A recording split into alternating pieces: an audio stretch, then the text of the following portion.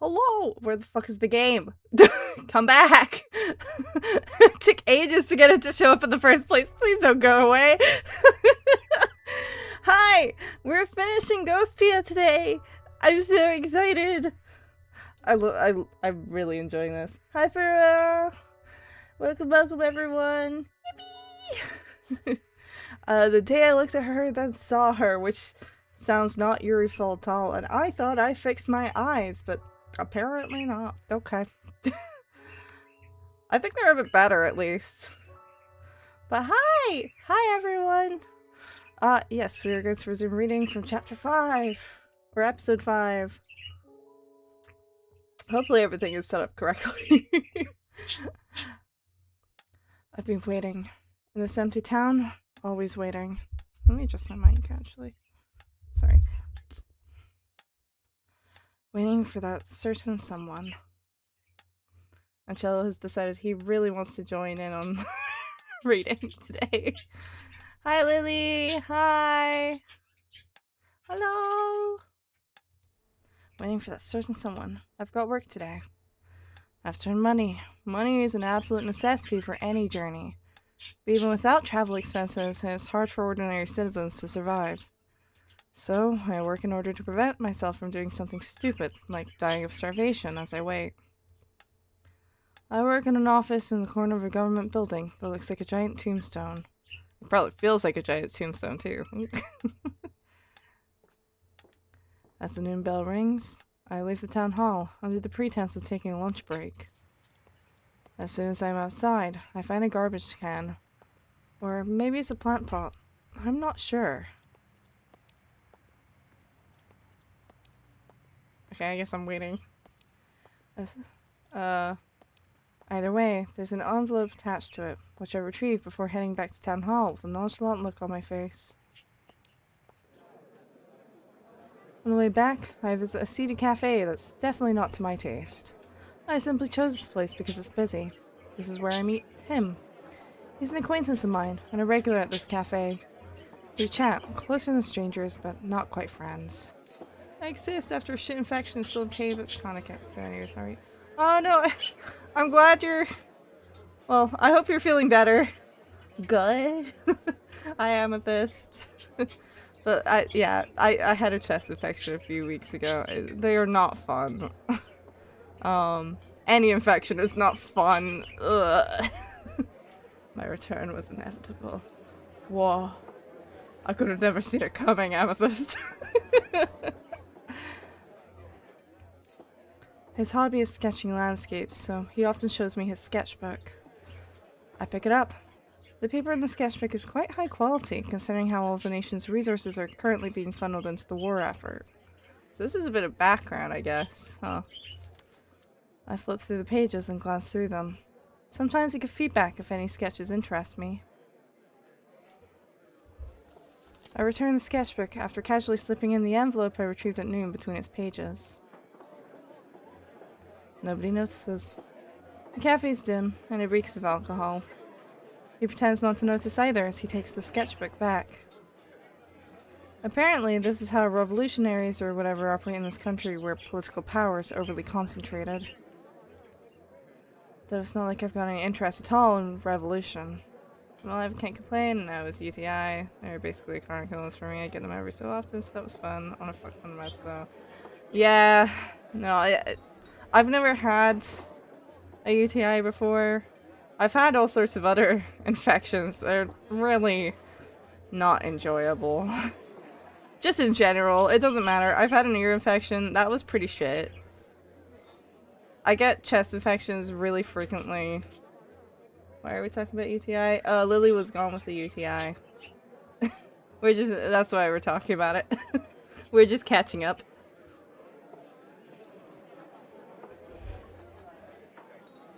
Yeah.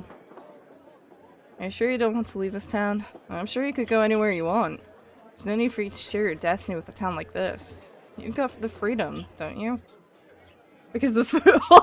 No, the foothole, I assure you, is no longer a hole. It's more like a small hill.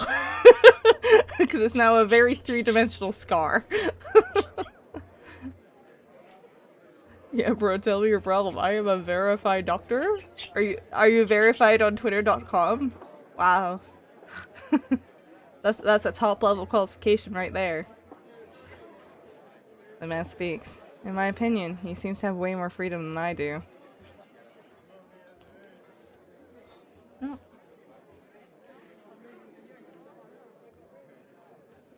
I wouldn't wish it on my worst enemy. I actually felt like I was dying and I couldn't move or breathe, but I'm alive.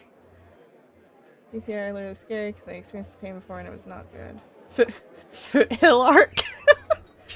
And now Grilson's just thinking about their doctor friend. No, I haven't had a UTI before. I've had other infections that are also really shit. I gave him a vague smile as I get out of my seat. He's a few years younger than me. He's young and charming, yet he doesn't try to use his power for himself. That said, I was younger than him when I started waiting for that certain someone, wasn't I?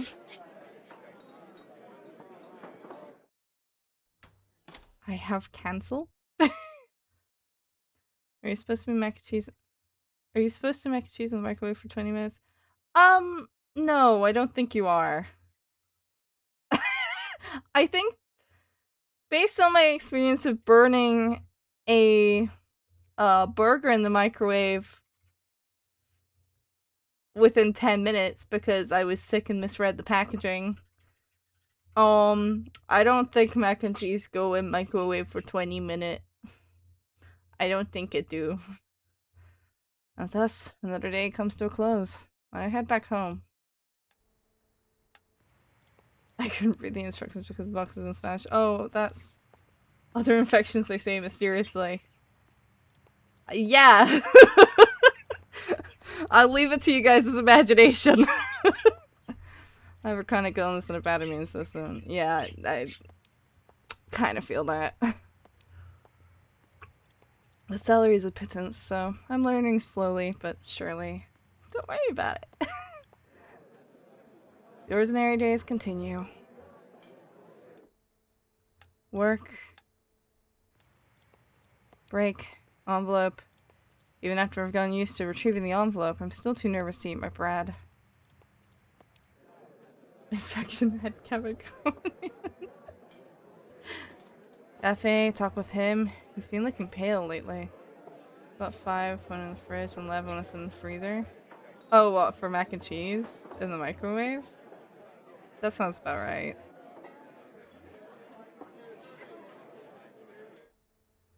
This continues forever. Before I know it, the seasons have changed. But is it a different season in the same year? Or a different season in a different year now?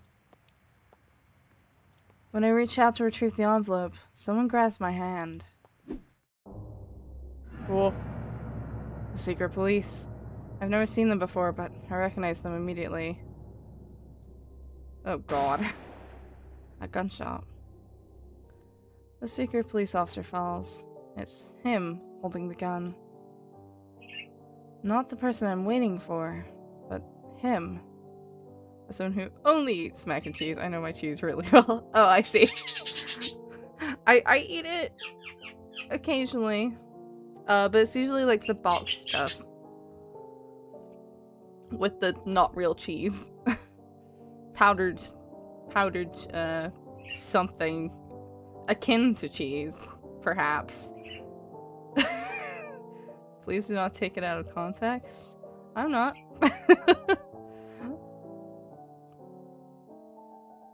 I take his hand.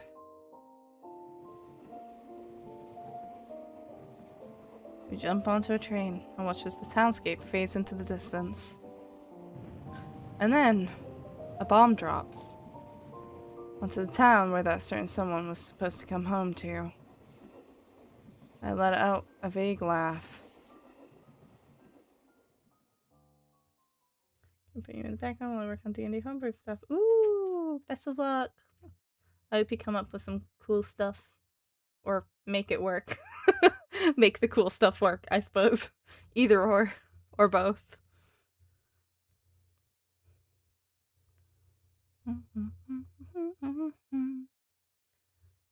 cheese statement was really, really cheesy. Oh, there was a movie? When the image fades out and the credits start rolling, I remember that this was a movie. Oh yeah, it's hard, yeah. No, I know. A buzzer rings, and we slowly get up from our seats. My brain still feels numb. That was a straightforward plot, huh? The actors were fairly good, so it was worth a watch. The cinematography was beautiful too. They chose good filming locations. Wow, I cannot say that word in her voice. Holy shit. I think I got what you were trying to say, but it was still boring as a movie. What do you think, Sayako? Well, I kind of spaced out, so I'm very fantastic.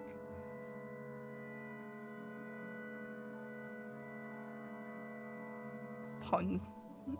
Ugh. Wait, where's Yoru? Oh my, she's asleep.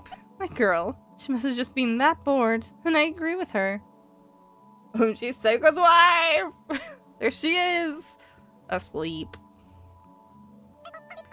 Hey, don't say it that bluntly. It wasn't an interesting movie, was it? Feeling punny today, sorry. It's fine. God knows I make puns sometimes. Bad ones. I absent-mindedly watch as Pacifica tries to wake up Yoru. There's an old movie theater on the edge of an amusement park on the outskirts of town. And that's where we are right now. Wife! Inside a dim box lined with dense carpet drenched in the smell of popcorn. It's the kind of place I just forget about until someone mentions it, but it looks like it still gets some business. It's the last screening of the day, and yet half the seats were full. It's mostly elderly ghosts, but there are a few young ghosts too. There's a group of girls around our age. They cheerfully leave their seats as they share their opinions of the movie. Hello, everyone. Hi. The noisiness would normally disrupt the pleasant aftertaste you feel after watching a movie, but it also reminds me that there are girls like that even among the ghosts in this town. I guess you can find girls like that everywhere. I don't really mind since I wasn't too invested in that movie anyway, but if I were invested in it, I want to grab them by the backs of the necks and hurl them out of the theater. Jeez. I started to think about how I'd catch them all without letting any of them escape, but I stopped myself. That's not what we're here for today. Sayako, chill the fuck out. We didn't come here to watch the movie. We came here to see a certain someone. As for why we watched the movie anyway, I guess it was to kill time as we wait for this person's shift to end. In any case, the movie's not the main reason why we're here. We're here to see the movie Projectionist. This projectionist is, according to Anya, the most lit engineer in town. Since they're both engineers, it makes sense they'd know each other. I think it's weird for the most lit engineer in town to work as a movie projectionist, but I guess there's not necessarily a correlation between what you're good at and what you do for a living. So go, my girl, you need therapy. I think so. In any case, Anya suggested that this lit engineer could help us achieve our dearest wish of breaking through the snow desert and searching beyond, and maybe even discover my home country, which may or may not exist. Ever since Yuri arrived, we've been a little distracted with job searching and fighting against the church. But now that things seem to be calming down, we've decided to resume our activities. You could probably say that we're at peace. Astonishingly enough, whenever we walk around town lately, people greet not just Yuri, but me as well. I'm starting to remember the faces and names of more and more ghosts, and can even call a few of them my acquaintances now. Though, obviously, I'm a little more cautious about people suddenly opening up to me, what with the whole Renja thing and all. Any ghost therapists in chat? I think Yoru is technically kind of. Friends will be the next step. Perhaps so. Oh, speaking of Renja, she was apparently both an influential manufacturer and broker of one of this town's guilty pleasures, so Pacifica praised me for my accomplishment of cleaning up the town. This whole progression of events has brought me out of my comfort zone for sure, but I'm still glad about how things have turned out. I need to remember to thank Anya properly for setting things up today. That's what I think to myself as we try to deal with Yoru as she cozily mumbles in her sleep. By the time we head into the movie theater lobby, it's deathly quiet. There's not a soul talking, and the carpet even muffles the sound of footsteps. It feels like my ears have been plugged, as if all sounds have been blotted out. It looks like all the other moviegoers are already movie-gone. Okay, even Saig was feeling punny today, okay. There's nobody in the box office, and this concession stand's lights are off too. Yuri, please give your girlfriend therapy. Yoru! Use the Yuri to give her therapy! Yoru! Rim shots. We're the only ones in the movie theater. Actually, scratch that. There's probably still people behind the scenes, but it's an odd feeling being alone in a place that's usually bustling with people. It feels both exciting and dangerous. It gives the place a fresh charm. It's like a school building at night. I take a deep breath and let my imagination run wild. Behind the shut doors of the theater at our backs, they're showing a real movie to their real clients.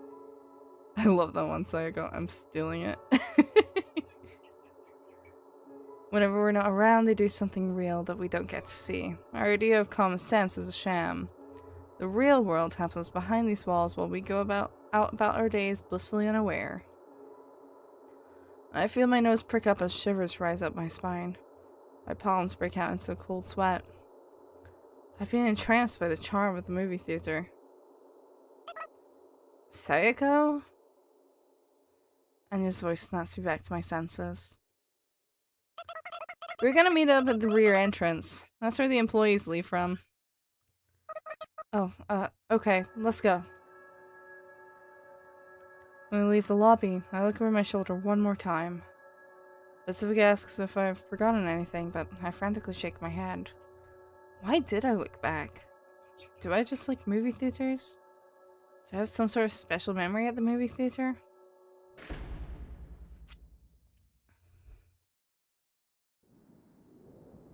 We wait outside the theater, in front of what appears to be the staff entrance.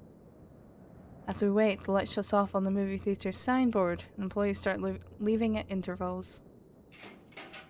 They all look startled when they see us. I mean, I guess it might look out of place for a group of girls to wait by the staff entrance of a movie theater after hours.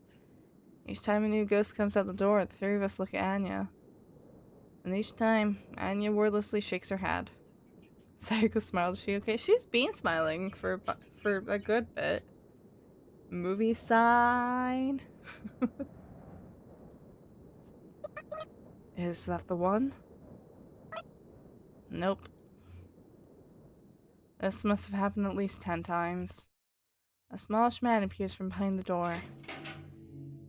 He's short, thin, and has the same red hair as Anya, but his skirt is literally pure white, which only makes his hair seem a little more vivid. He's a delicate young man who looks like he's never won a single arm wrestling match. None of the other employees has had this much trouble opening the door.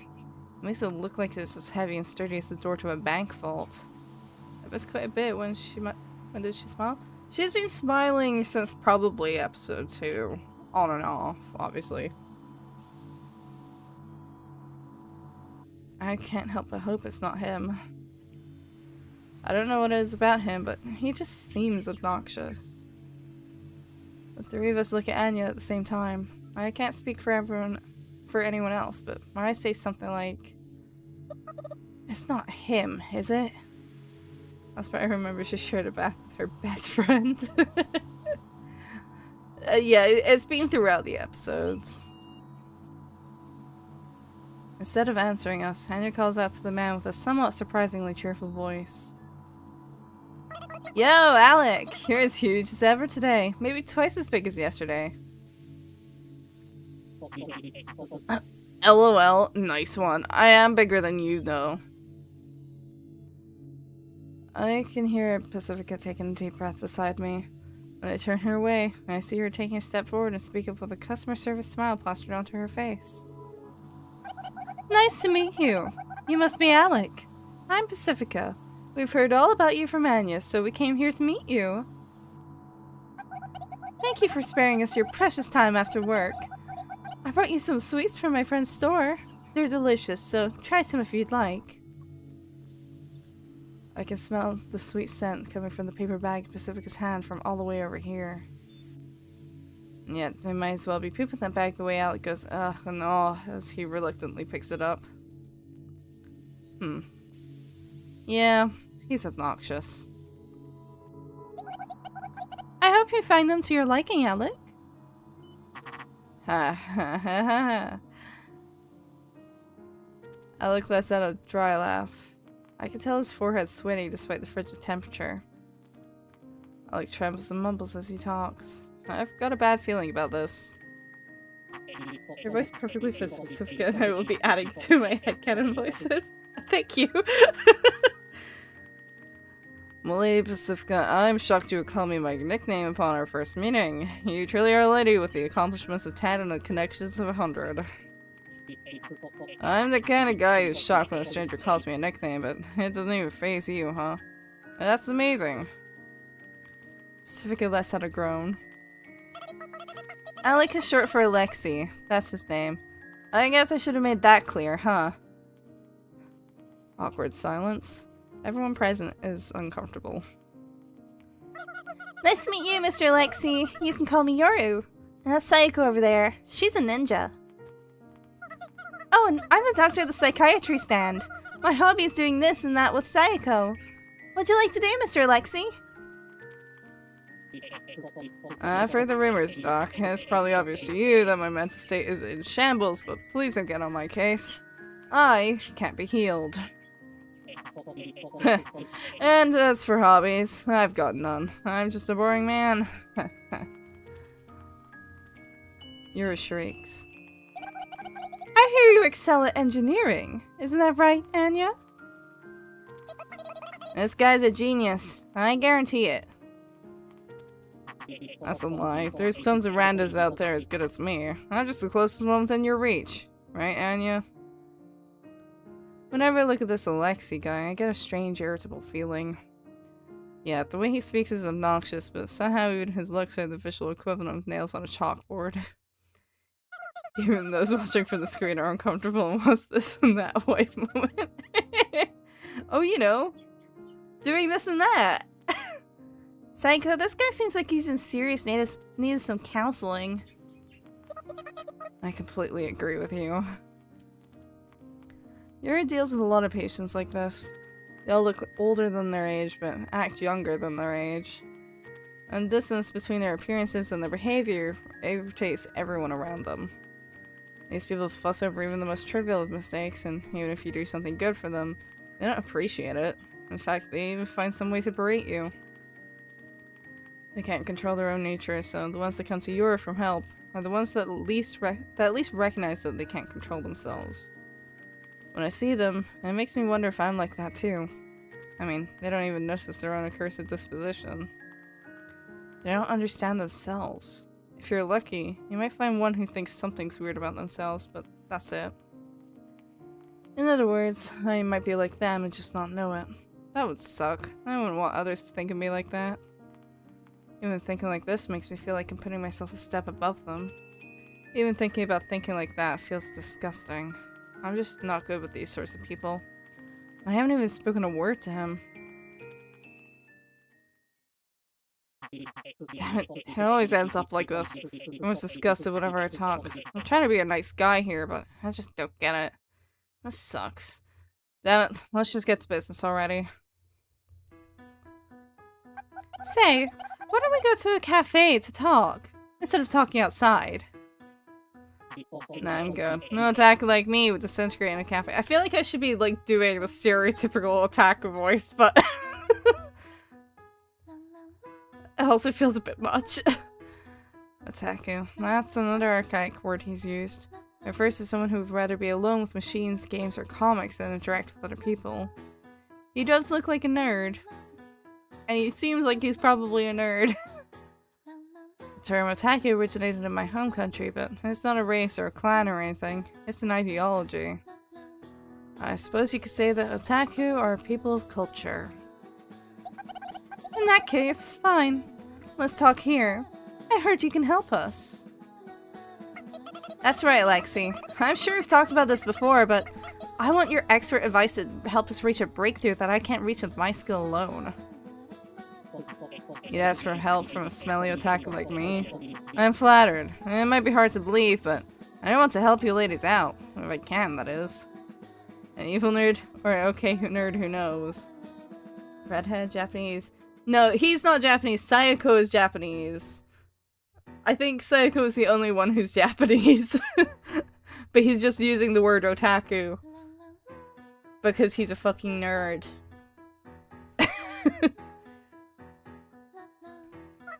Whoa, thanks, Alec! But you see, I'm a little preoccupied. Basically, I need to finish my current research project first. Yeah. How long will this research project take? I don't know. Do you have a rough estimate at least? It'll take a long time, I can tell you that. I don't want to pretend I know something that I don't. That's why I said I don't know.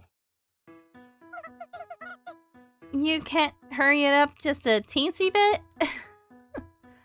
You could also multitask. As if. We otaku are traditionally single-taskers. His voice is just gradually morphing into what it's meant to be, I think. That's news to me. Why are you in such a hurry? We ghosts have an infinite amount of time. If waiting will solve a problem, why not just wait? My response, how long is a piece of string? If you can't wait, you can just ask someone else. In my honest opinion. Or IMHO. Don't expect so much from me. Alexei mumbles something under his breath as he locks the staff entrance behind him. Ah. Suddenly, Alexei lets out a voice as if he just realized something. What's wrong? Oh, it's nothing. Whenever I ask someone a favor, it never turns out pretty. Just say it already. Whoa! Be gone, evil spirit, be gone! What the fuck? Alexei tinkers with his watch and suddenly a thin blue membrane expands around him, knocking Pacifica back. He talks in abbreviations. Why? Because he's obnoxious. He's an obnoxious otaku. Well, what's the big idea? Don't speak to me like that. You're the one who spooked me. What's with this bubbly thing? Bubble shield. It's my portable otaku guard, POG.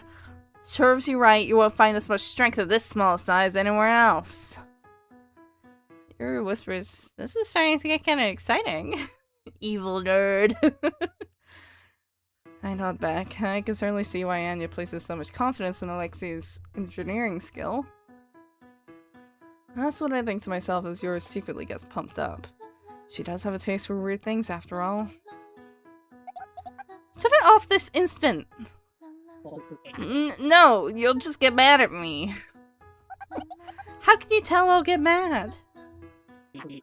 Because I'm gross. Females have always thought that I'm gross, so I can tell you'll be mad even without you having to say anything. Pog. Pog champ. Oh. You can't just judge total strangers because they're women. That's exactly why they hate you. God. Suga picks up a shovel off of the ground and tries at the, what was it called again? That portable attack guard. I want one! Anyway, Pacifica starts hammering away at the barrier with the shovel. Each time she hits it, it lets out an unpleasant low-frequency sound wave. And eventually, the barrier's outline starts to fade away. Stop! This thing's power output is still unstable. Hey, Alexei? What? Even if you made a shitload of bad first impressions with women, this is low, even for you. That's just how hopeless I am. You, of all people, should know that. A shovel against a pog! Hey, no need for the attitude, you know. Are you stupid? Is he stupid? Why is he doing this? Is he stupid? Oh, look, I'm an otaku. And whenever an otaku talks to a female, he just wants to die. That's how we're built. I don't know if you can even imagine this, but I feel so sick right now. Maybe you're just gay. I don't know. I'm a woman too, you know. Anyway, you just had an idea of how to speed things up, didn't you? Out with it. You shouldn't keep it to yourself even if you think you should. Damn it. So, I was thinking you could help me finish my research. My research has hit a deadlock, see? That's why I said it'd take time, but if you help me, it'll speed things up. I'm almost certain of it. But who would want to help someone like me? Don't beat yourself up like that. Why wouldn't we help you? Anya's unusually talkative, and Mr. Alexei seems to be somewhat open with her. It's a refreshing contrast. Anya's usually the passive one, so she almost seems like a different person. Maybe he is a gay nerd, and yes, he is stupid. It would kind of seem. Mr. Alexei turns off his pog and falls silent. He just needs to tell us his thoughts, so why does he need so much time to concentrate? Though, I guess it's unfair of me to think like that, since I'm with friends and we outnumber him. If I were in Mr. Alexei's shoes, I'm sure I'd hesitate to speak my thoughts too. He's probably cursing himself for letting out that earlier. Even I'm starting to feel uncomfortable. I hate this. Pacifica?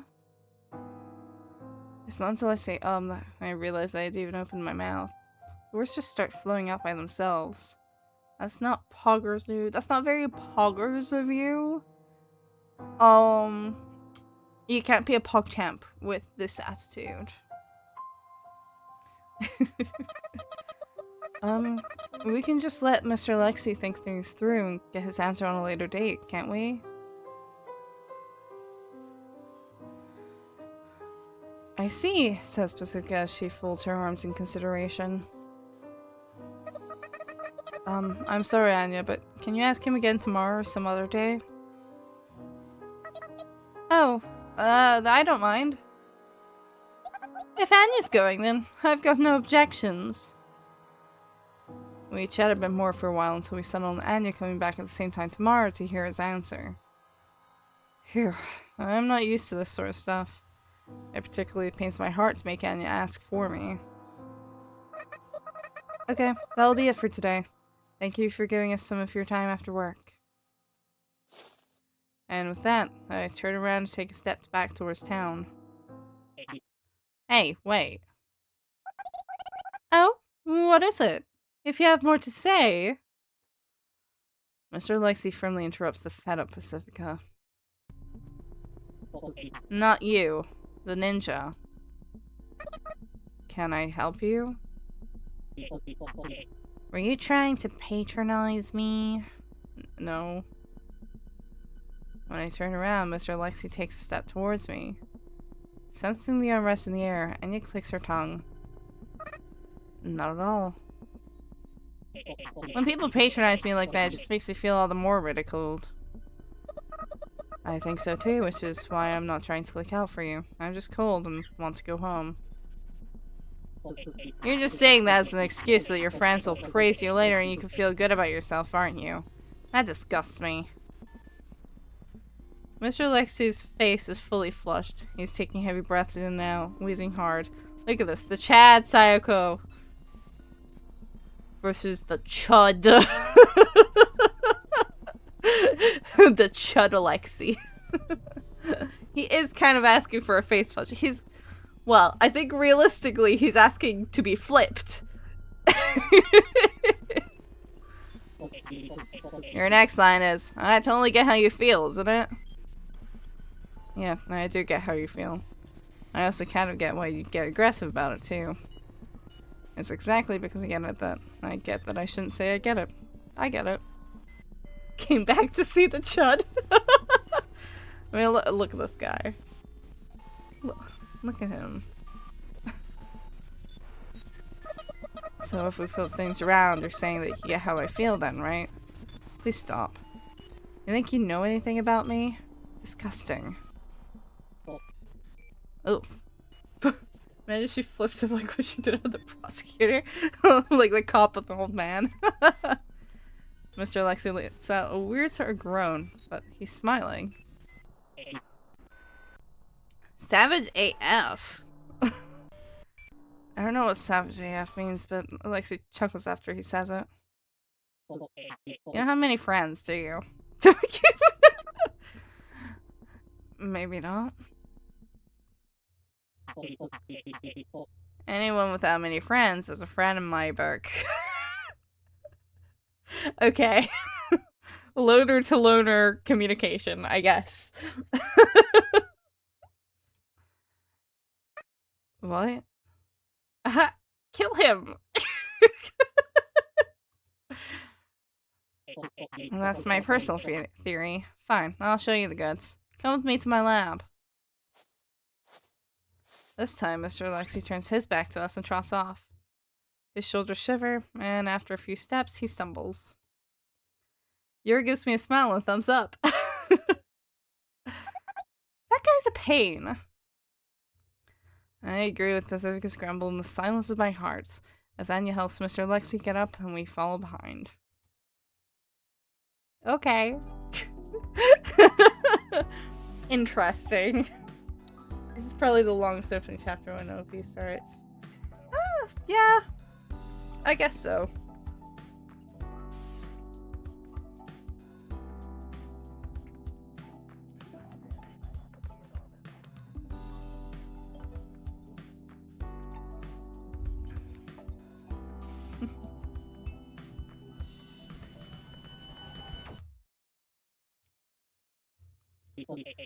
If you weren't expecting much from my lab, then... Hurry up already!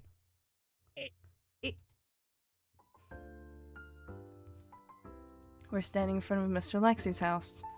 From the outside, it looks less like a lab and more like a bougie villa. Is this the last chapter? It is, yes.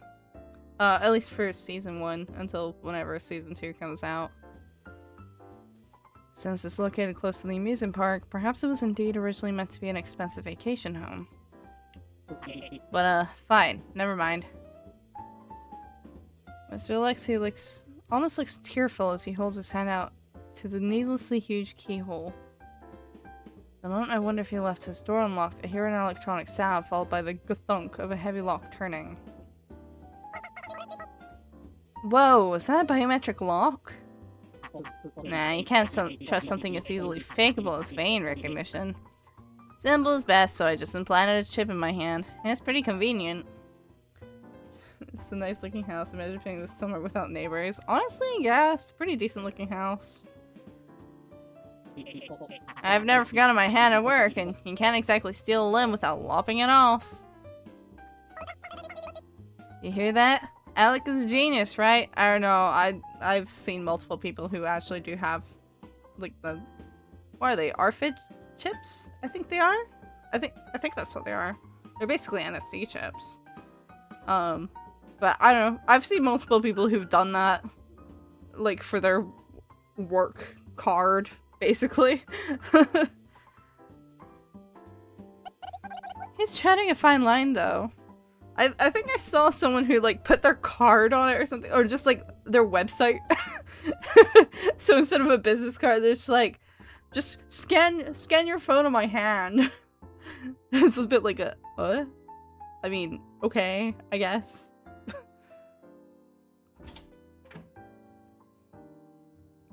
The door opens. Lights turn on automatically, and a moment later, the air in the room gets pleasantly warm. I guess the heater turned on. I'd live in a mansion far away from people as possible. Honestly, yeah. I can see it. We stand in front of the entrance as we look at the interior of the room, which is just as showy as the exterior.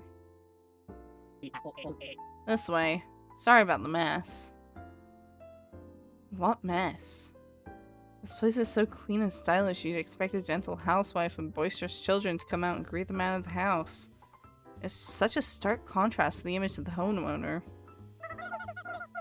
What a nice house, huh, Sayako? If only our place had this much space. Do you live alone, Mr. Lexi? Is it Lexi or Lexi? I actually don't know. You two are pretty much the only ghosts who live together. Everyone else lives alone. Because the only people I need will be the ones living with me. Fair enough, to be honest. Oh, I didn't know that. This is my workshop and... Ah, damn it, I knew it. Why must you do this to me, God? The workshop is what appears to be a remodeled kitchen and dining room. Unlike the rest of the house's beautiful interior, it's the only disorderly area. Mr. Alexei clearly runs to what was most likely a dining table that's being remodeled into a large work desk. Just how much has gone back today? Oh, has some of his stuff gone to the fucking garbage pile? I'm left wondering what he's talking about as he starts screaming at the ceiling. Ah, it's one step forward and 3 steps back. Way too much has been disappearing lately. No, don't tell me. Not the bolts too. It's a jumbo best now. Oh. Mr. Alexei laments as he rushes through what appears to be a pile of parts left on the work desk. Hello. The module looks okay, but where's the cable? Is that gone too? How could this happen? FML. So, what exactly are you making? Isn't it obvious? How is any of it obvious? Okay, what if I did this? Mr. Alexei strikes a few keys on a nearby computer keyboard. Whoa. A translucent woman's head starts floating midair. The spectacle has so much impact, I unconsciously pull out a gun and just barely manage to stop myself from pulling the trigger. She just, like, immediately shoots the fucking computer. Calm your tits, it's just a hologram. A 3D projection. What is this? She's what I want to show you today. We all fall silent for a moment as if to search through our memories. That head does seem familiar. A girl with a faint smile. She's not fully grown up, but if you stare at her for long, you get glimpses of a mature woman. Something about her seems to hide some inner darkness. Have I seen this ghost somewhere before? I can't say since I don't have many female friends. Sayako, darling, is a hologram. Calm your ass. Indeed. She's attractive. At the very least, she's pleasant to look at. Oh, the movie! She was in the movie! That's correct. Those words permeates into my head the way the sweetness of rock candy permeates into your mouth when you're tired. It's like I've been waiting for it. But on the other hand, I've got a bad feeling about this. Was the girl in the movie his project? Isn't she wonderful? I mean, I guess. But she's only in the movies, right? Indeed, she's nothing more than an image caught on film. She has no substance. In other words, she's just an illusion. But what if I can make her real? Wait, so, Alec, you're trying to make this chick? No, that's not it at all, Anya. Good. I thought you'd gone way off the deep end for a second. I'm just deploying her into this shitty world. Oh boy. What do you mean by deploy? He means make, but with a fancier word. Not at all. I thought of all the shitty women in this town, at least you get me. To make her would be to simply create something in her image that would act like her. What's the point in that? Yeah, what would be the point in that? What I want is to ascertain each and every one of her functions, either abstractly or concretely, and deploy her into this world. Not just as spirit, but in body too. That's what this project of mine entails. And then what? Live with her, obviously. You see it all the time in anime, don't you? Every day she'll wake me up, eat meals with me, and welcome me home. Oh god. And sometimes we might argue, but I'm sure she'll enrich my life overall. Everyone gasps at Mr. Lexi. No. Let's just call him Lexi. He's lost my respect. I'm thinking she'll be like a maid living under my roof. I've got godly taste, don't I? I've even drawn clothing designs. I'd love to get some females' opinions on them. Oh, skirts are the best, aren't they? I'll bring up the designs. Oh, God. Oh.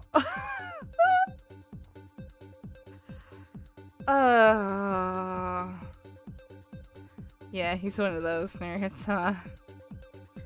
And with that, Alexi starts tapping away at the keyboard, but Anya frantically stops him. Psycho, maybe you should shoot the monitor. I don't know. Well, whatever. I'm sure you've all come to understand the loftiness of this project's goals, but I'm sure we all come to understand it was a mistake to come here. If I hear one mention of a poly pillow, I'm finding a roof. I'm surprised we haven't gotten one yet. Ow, ow, ow. Anya suddenly grows in pain. Pacifica's pinching her butt. I look at Yuri figuring she'd enjoy seeing something like that, but she's instead looking at Alexei with a sidelong glance. I'm just imagining like a real side, like, whale eye from Yoru. It seems she didn't hear Anya. Well, in any case, I totally understand how Pacifica's feeling right now, so I won't stop her. So, I'm not sure there's anything we can do to help you out with this project of yours. That's right. Sorry, but I'm not good with technical things. You can take Anya off our hands, so go ahead and use her however you please for the rest of her life. Hey! You don't need any technical literacy. You don't even need any literal literacy. My request for you is simple. You just need to follow my directions. With luck, we should be done in no time, and I can start tackling your request. I'll even do it free of charge if you help me out. That's just how valuable your cooperation is to me. This is starting to sound suspicious, but fine. Oh god, poor Anya. So, what exactly do we need to do? You ladies just need to look carefully and closely at both my work and at her. Strategy meeting! We would like to request some thinking time. Approved! At Pacifica's command, we all gather in a corner of the room. I'm sorry guys for, like, everything. That guy's messed up in the head! But what he's doing is incredible. Yeah, he's always like that. Nobody can keep up with him in more ways than one. His engineering skills are the toppest of the top notch. He can single-handedly do stuff that I couldn't do even if there were 9,999 of me. So you do something that gross if there were 9,999 of you, huh? No, I don't think I'd ever do anything that gross no matter how many of me there were. He's certainly an eccentric, huh? JSYK, I can hear you. FML. Say, Alexei, what do you mean when you say he wants us to watch you? It's not like he wants us to make sure you don't fall asleep at work or anything, right? Well... Alexei's eyes sparkle. The sparkle of a prideful engineer. That's probably for the same reason as when he went off earlier. We all can't help but put our guards up. Ghost capacity. That's just what I like to call it, but you know what I'm talking about, right? There's a limit to how many things we ghosts can have. Once things go back to the garbage dump, you have to pick them up again. Talk like a normal person, you perv nerd. Yeah, of course we know that. The hole in the ghost pocket. Isn't it called the bottomless ghost bag? Is it? Well, things may disappear. They should last for a while as long as they're placed within your territory, and you keep their existence in the back of your mind. With Pacifica and you nod.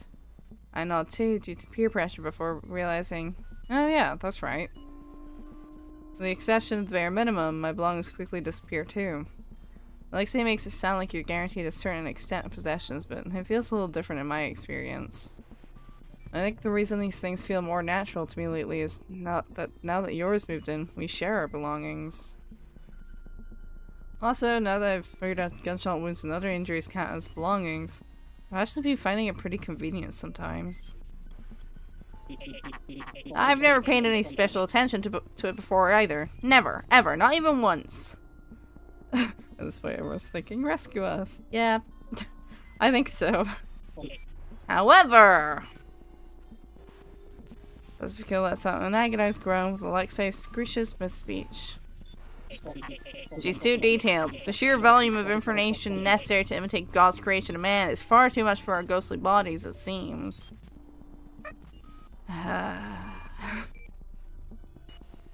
Alexei casually picks up a part off of the scattered heap on the work desk. His eyes seem filled with a deep sadness. No matter how I assemble her parts, no matter how I code her personality presentation program, parts never disappear if I take my eyes off her for even a second. And it's probably random what parts disappear, but also the entire skeletal structure disappeared this time, so she's incomplete and I can't show her body to you ladies. FML. Alexei explains in an oddly dramatic tone, but I can feel his calm enthusiasm as he tries to convey the objective truth. We're not normal. We weren't humans that lived. We only call ourselves ghosts for convenience. We don't actually know what we are. If you ignore the fact that we've been excluded from the phenomenon known as death, then it certainly seems natural to call us ghosts. After all, we can't survive in sunlight. Intuitively, it makes sense to think of us as ghosts, or at least ghostly. Her volume exceeds my capacity as a container, so I just need to prepare a new container. If she can be contained if there are more ghosts to perceive her. But when you mix in the fact that there's a limit to what we can possess, that intuitivity starts to falter. So once again, my request is that you ladies watch as I assemble her. I prefer if you slept in shifts. That's all you need to do. You wouldn't ask storage to do computations, right? For how long? It probably won't be done in a single day. You'll need to take a few days off from your jobs, that's for sure. Even if we're not ghosts, we're some sort of ghostly creatures. I'm sure the others aren't scared though. I mean, might be scared of ourselves. We're not here to prosper. We're not here to expand. We're just here to exist. This won't have any negative effects on our bodies, will it? I'm a little scared. That's why I ask an odd question. I wanted to distract myself with some talking. I almost said balking. There may be some negative effects, I will admit. If you're scared, just sleep through the whole thing. Alexei might not know this, but I've had that sort of experience before.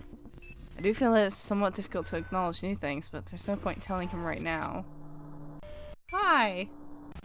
I wonder how- wait, how'd you handle, like, they all, like, basically doze off as soon as the sun comes up, right? Like, they kind of, like, have a hard limit? Can they stay up if they're inside? I don't know. They haven't, like, shown if they can, I don't think. They've kind of shown the opposite. I don't know.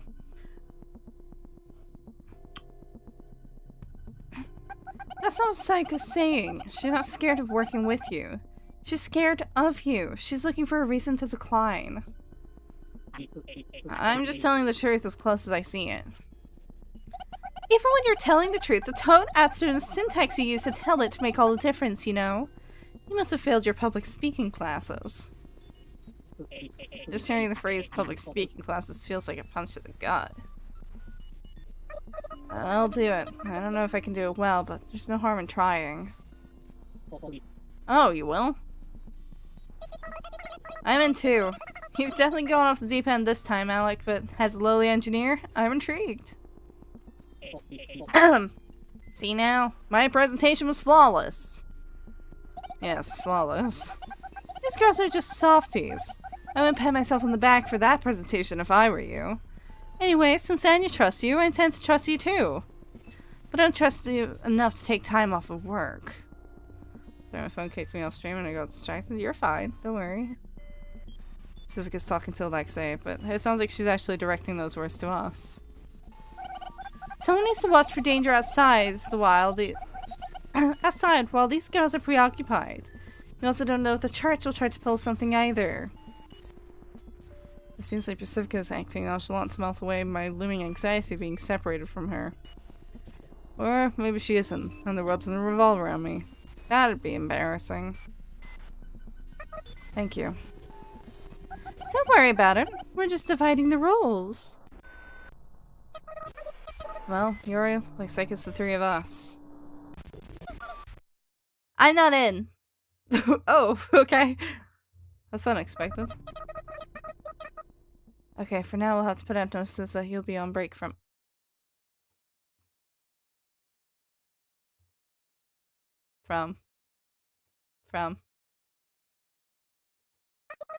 Wait. What did you say? I feel a shock like being struck on the head. You'd think Yuri would be the first person to get excited by the sight of this stupid thing. At first I think Yuri's messing with me, but when I look into her eyes I see she's serious. I said I'm not in. Why not? Because I don't want to do this. I'm mildly confused by Yuri's calm rejection. She's usually overly expressive, so when I see her say that without a single change in her facial expression, it instantly throws my mental stability off balance. What's wrong, Yuri? Does your stomach hurt? My bowel movements are perfectly regular. I see. Good for you. Would you prefer us not to ask why? Well, yeah, I guess. When I notice your frown, it makes me feel a little bit of a relief.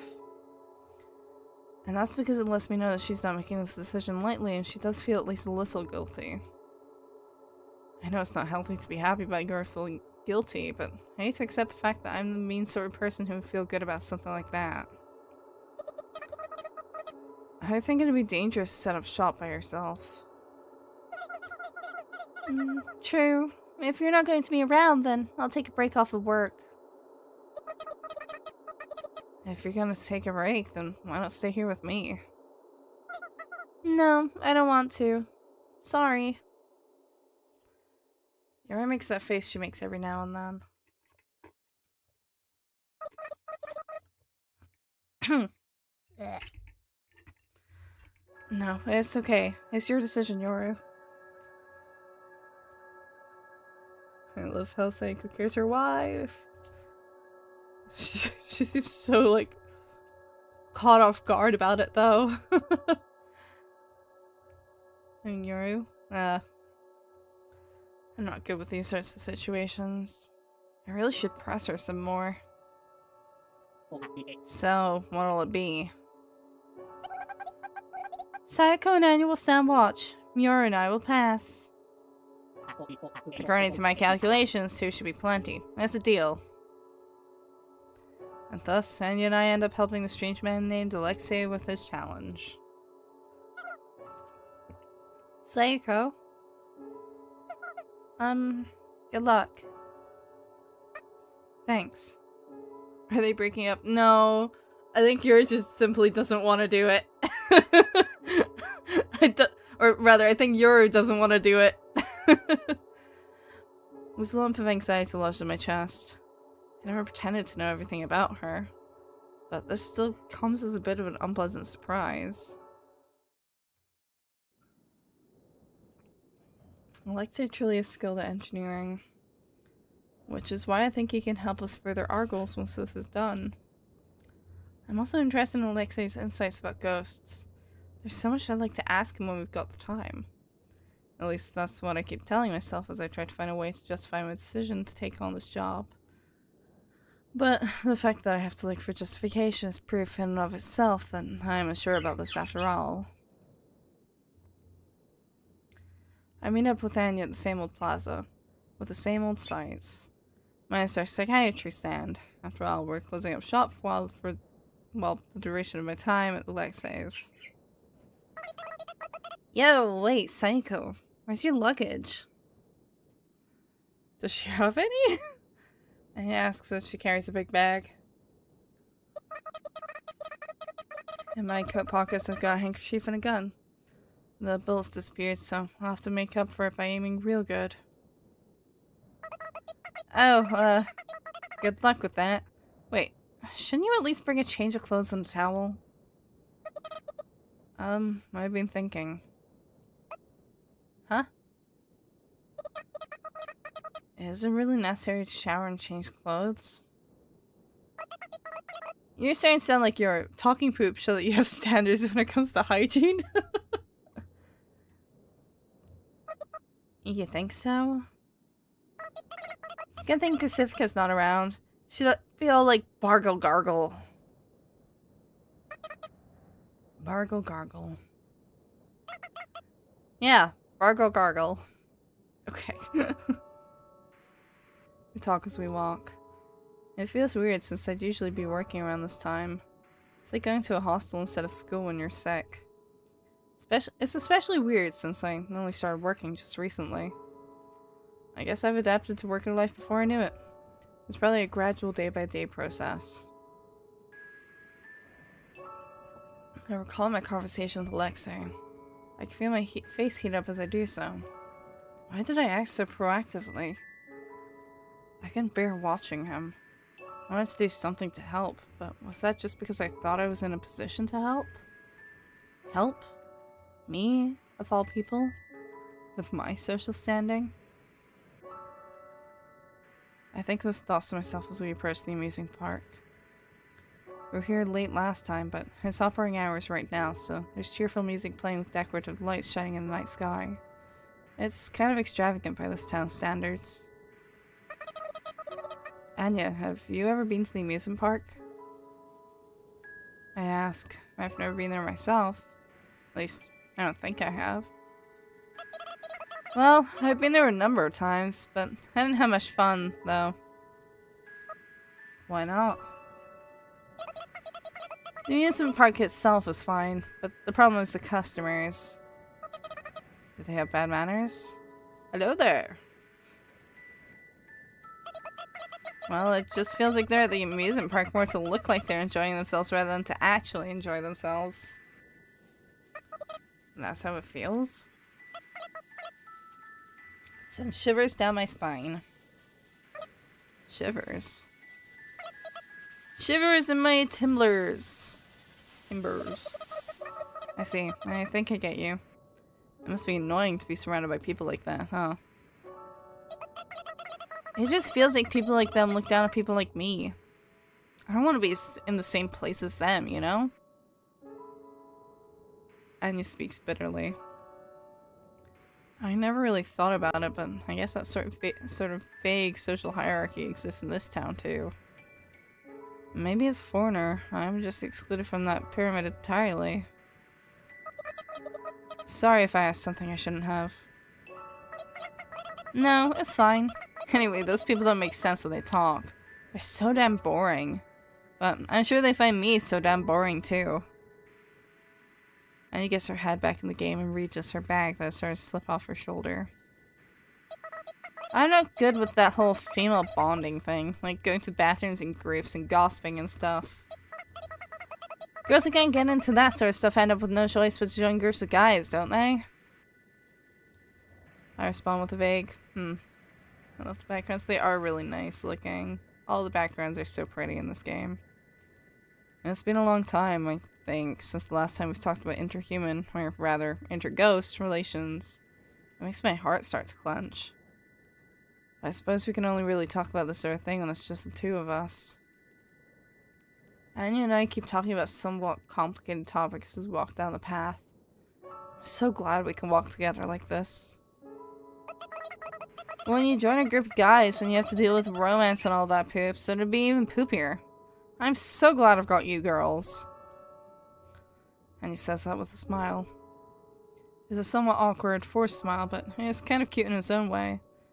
It's an almost devilish smile. I could see why a group of guys wouldn't be able to leave her alone. I'm going to miss them. I will be playing when Season 2 comes out, I'm sure. I just need to keep an eye on it. I consider smiling back at her, but I'm so awestruck, I decide not to. We pass the amusement park area and approach Alexei's house. It definitely feels like it's way too fancy a house for Alexei to live in. Though I suppose the fact that he lives in it all by his lonesome does fit him. If Yuri were here, she might call this a sleepover. Oh yeah, Yuri. The more I think about her absence, the more depressed I get. I guess I just shouldn't think about it then. A sleepover, huh? I thought it was going to be something that fun. So, do we just sit and watch? If I remember right, yeah. That guy didn't lie, so I'm sure that's really all we need to do. It makes me feel kind of guilty if that's really all we're going to do. My fidgets, we stand at Alexei's front porch. At least we'll have lots of free time, you know? It's because she is your wife! And it rings the bell. Something starts rumbling inside the house. Then, Alexei shrieks. I smile wryly. I'm sure you'll ask us to do something else sooner or later. I guess there's no point worrying about it. So basically at this point, it's our third day at Alexei's house. And I haven't been asked to do anything else, even once. I've just been watching. Chicken sandwich. Indeed. I fully agree. Chicken sandwich. I watch as Alexei and Anya work on the project. I watch over the assembled parts while with Anya while Alexei's away at work. And when Alexei gets back, I watch the machines and sleep. I want one. A chicken sandwich. I could go for a chicken bake, actually. Super Idol the show? I really have just been sitting and watching. I don't have to worry about anything since I don't have to do anything. This would probably be hell for the type of people who need to be moving constantly, but luckily, I'm an expert at doing nothing, so it's not that agonizing for me. But for some reason I feel like I've gained weight. Can ghosts even gain weight? I don't know. I kinda miss Yuri and Pacifica. It's a little frustrating when your work and your pay don't seem to match. And it's rough when you have to work hard to earn comparatively little, like Yuri did way back when, but conversely, I'm finding it rough to do basically zero work to earn a lot. I figure I could clean the room, not that I ever clean my own room, but a big barrel-shaped cleaning robot goes around the room automatically a few times a day. Apparently, this robot is to thank for the house's almost eerie cleanliness. Even.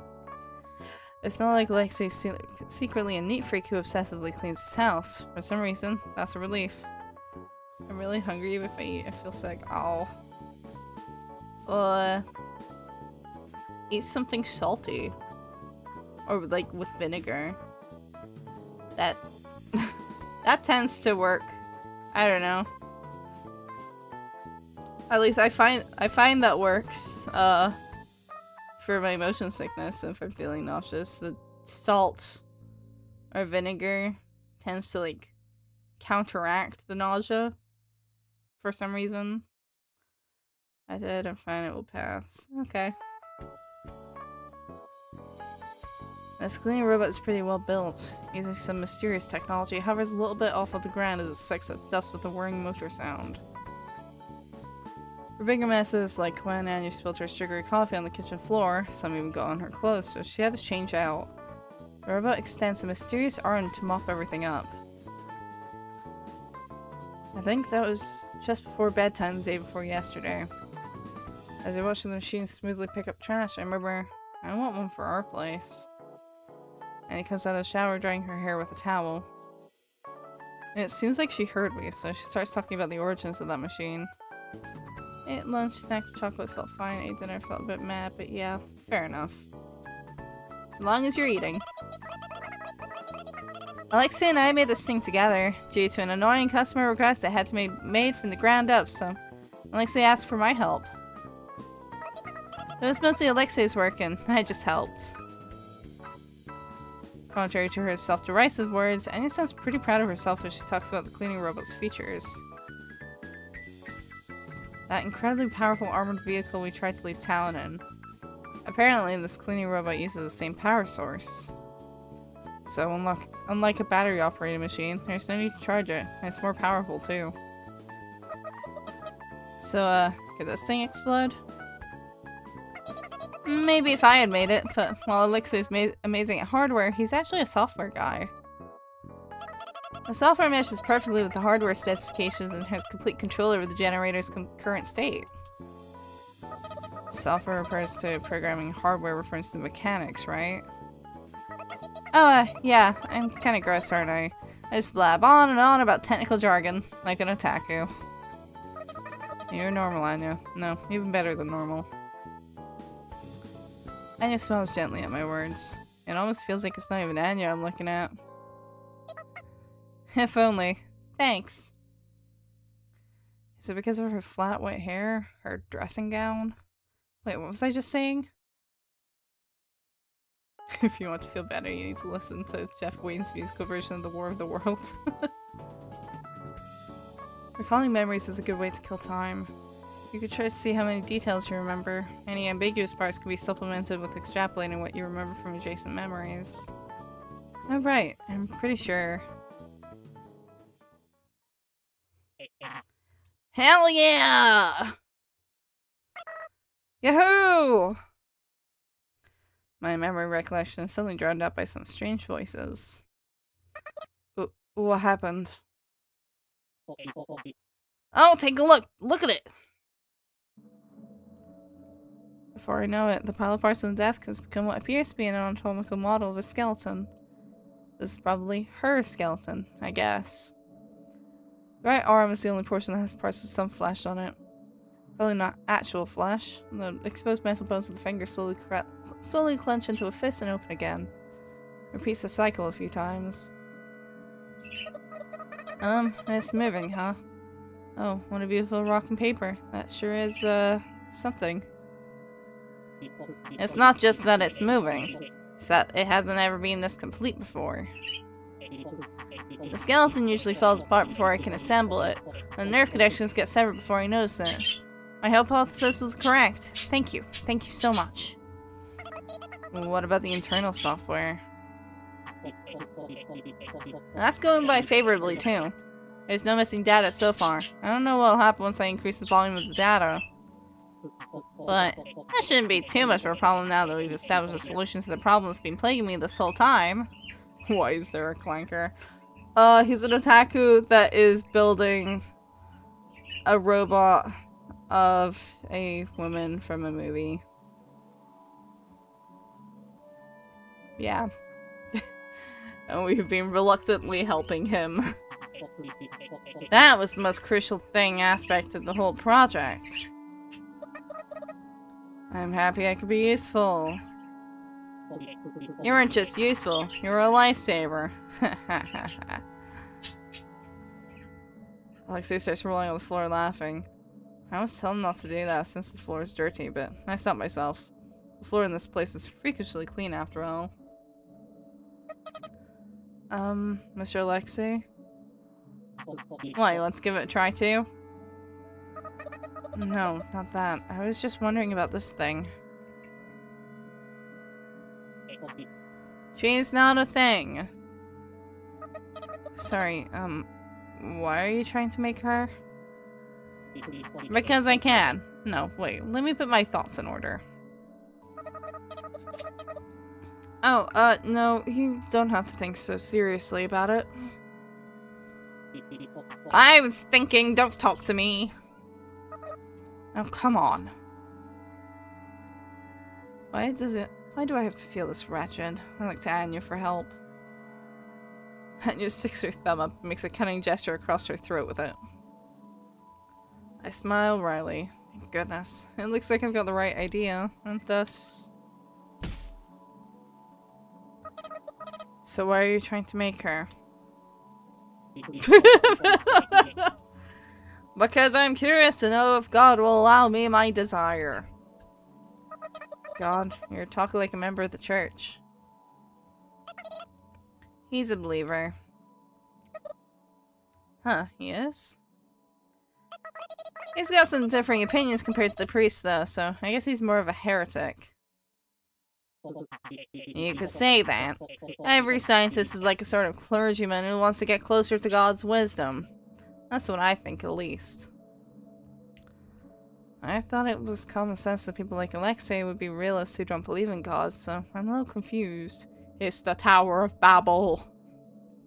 That's what it's all about. Or Icarus, I guess. And now that I think about it, when we first asked for Alexei's help, he did easily agree despite saying it would take some time. He was probably thinking proactively of how it would benefit others. It's a little late now, but I can't say I didn't sense that there would be an ulterior motive to his seemingly good intentions.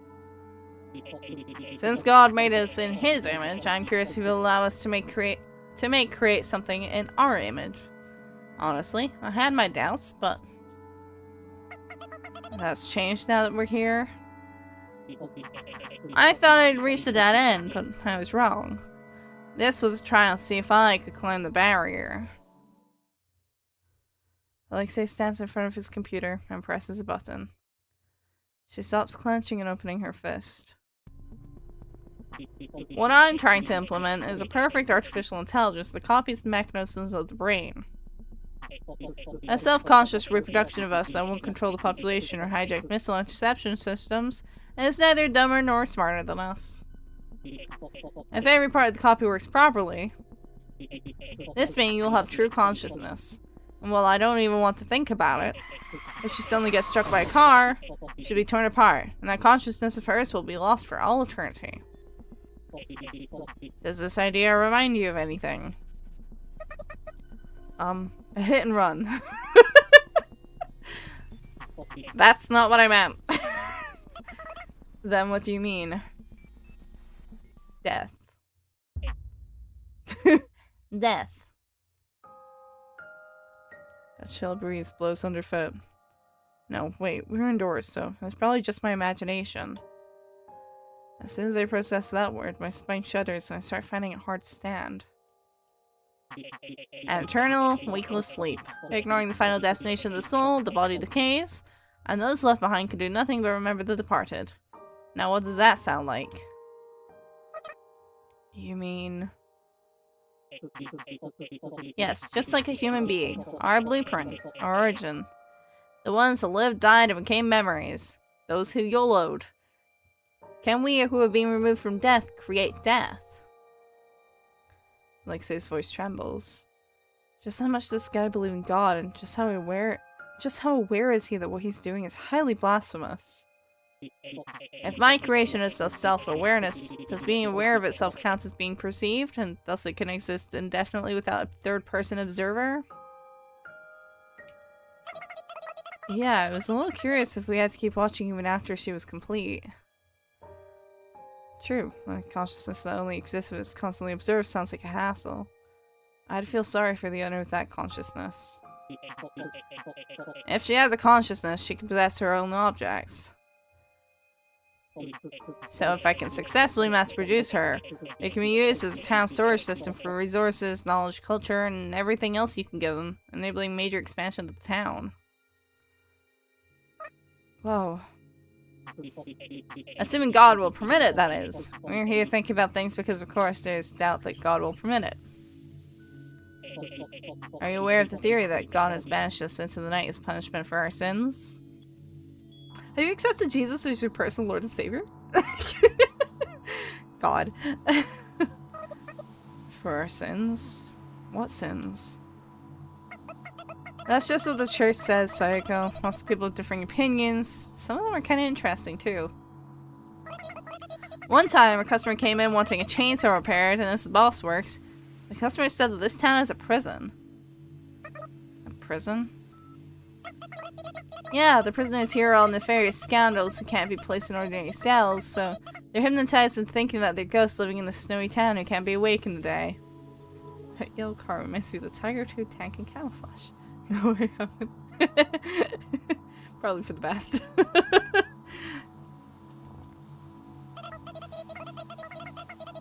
The reason they never die is because their sense of time is being tampered with. No time has actually ever passed. You and I are actually old men who've committed heinous crimes, apparently. That's kind of a scary thought. So even they have conspiracy theories. Huh? I try to imagine myself as a giant man in a prison uniform who thinks he's me. There's a prisoner who thinks he's Anya, and a prisoner who thinks he's Alexei, and what he's actually making is just a mud ball. Wow, way to rip off the church's sin theory, lol. He said there were several prison guards hiding among us for surveillance, and he was going to murder them. With the chainsaw, I guess. Awesome. What? That's some customer you got. Well, we did call the police on him, so that's that. What's that? Police? What's that? Ninjas? Anya laughs as if Alexei had said something funny. Alexei's shoulders shake up and down, too. I guess everyone in town agrees that the police doesn't really do much. Anya says, well, I guess they work just about as much as I do, and then continues. According to an acquaintance of mine, this is a theme park. A theme park? Like an amusement park? Yeah, according to that acquaintance, there was a war and the country that lost had their population almost entirely wiped out by a missile, leaving no trace of their culture or language. Oh, so it's another scary theory, huh? A missile, huh? I see. The country that won came to regret their actions later and created something of a memorial park at the missile impact site and created animatronics. Robots that imitate the personalities and language of the dead. Leaving the devices to their own devices as a reminder for the generations to come of the people they had wiped out with their own hands. And we're those robots? That's right. We're set not to recognize when a visitor arrives, and we're forced to sleep for after-hours maintenance. What we think of as morning isn't actually morning.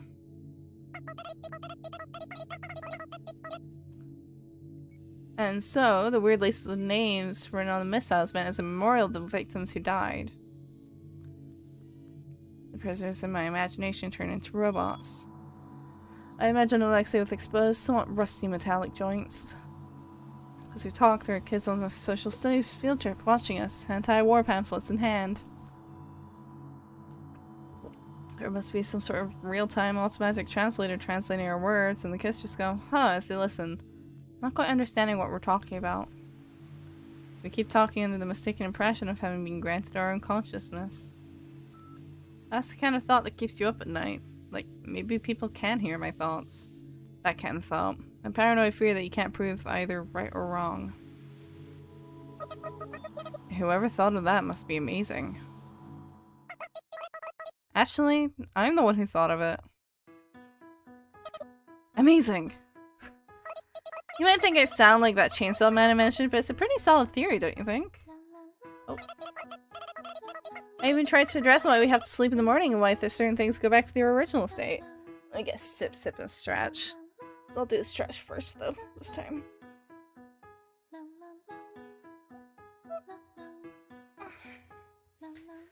Also, welcome in, Laser Bears. How are you doing? There we go.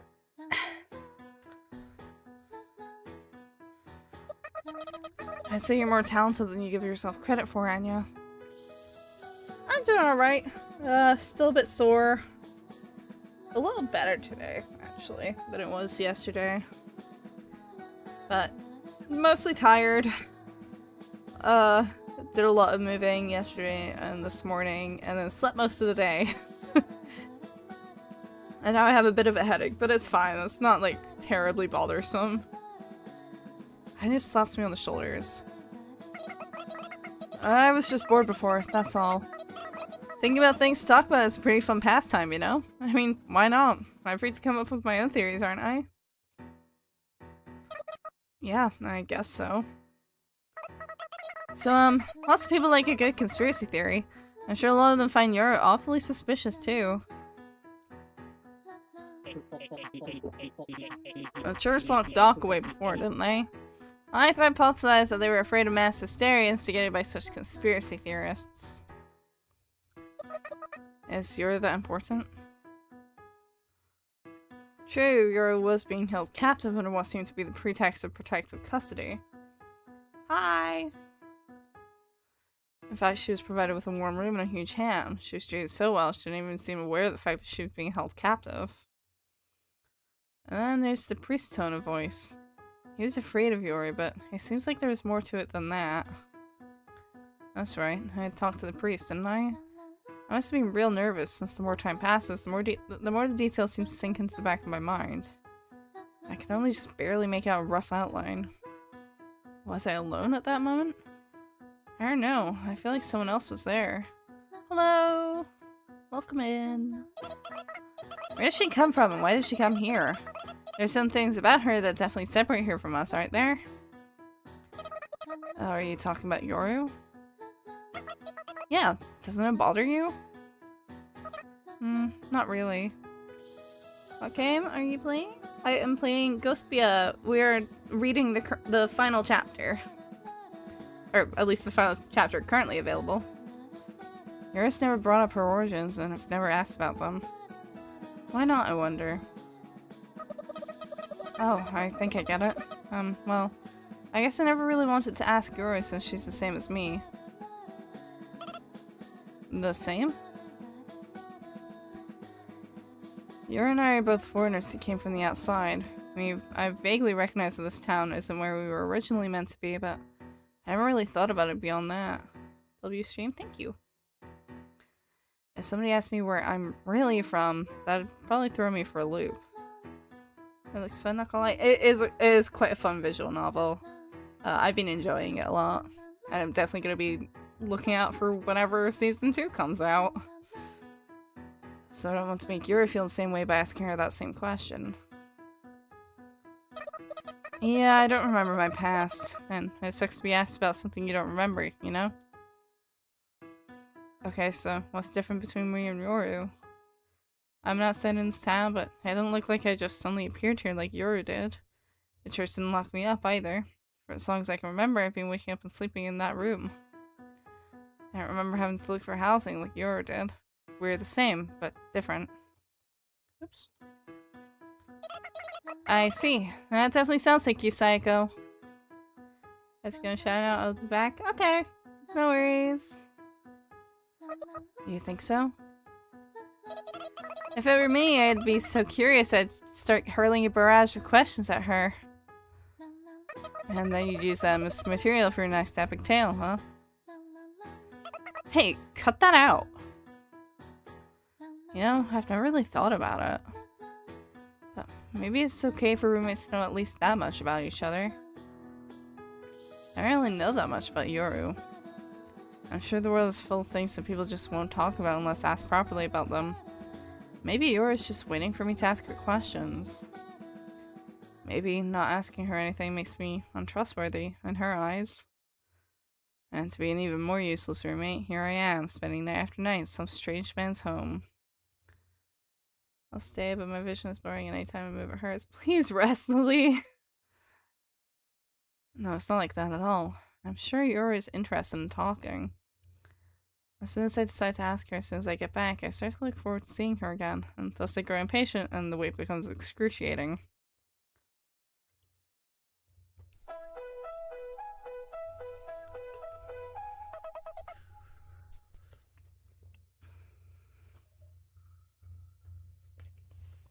Right. I might take a short break, just because we're at the little intermission point.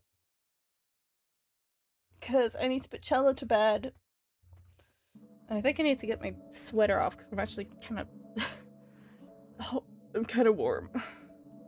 So, I'm gonna go to the BRB screen for a couple minutes. Promise this fight never gets easier, unfortunately. Oh, I get it. But still, if you need to rest, please rest. which is what I'm gonna do for like 5 minutes. So I'll be back in a few minutes. We'll continue on. Okay? Okay.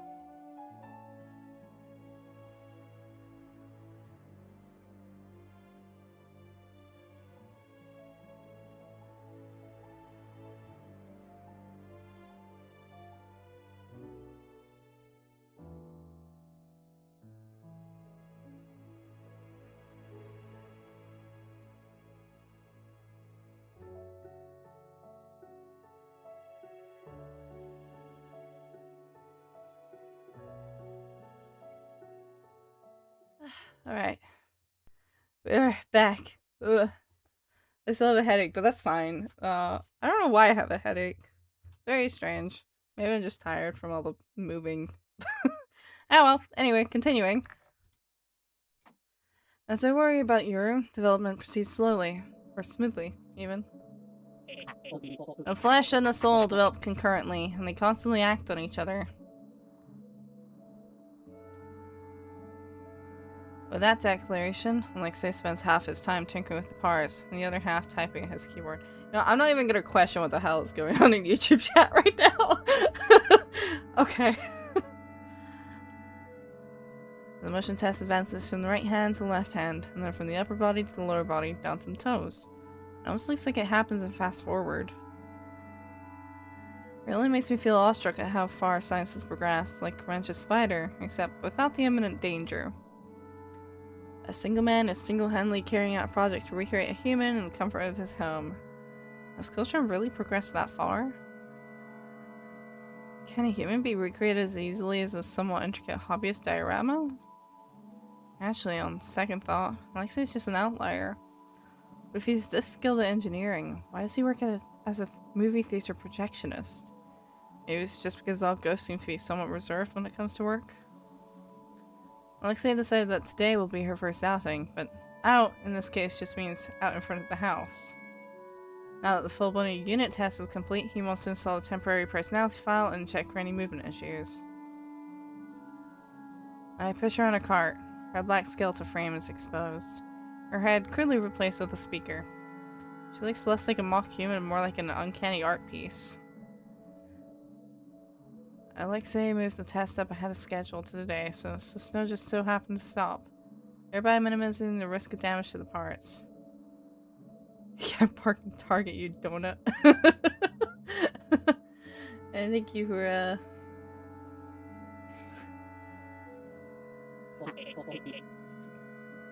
Okay, let her down over there.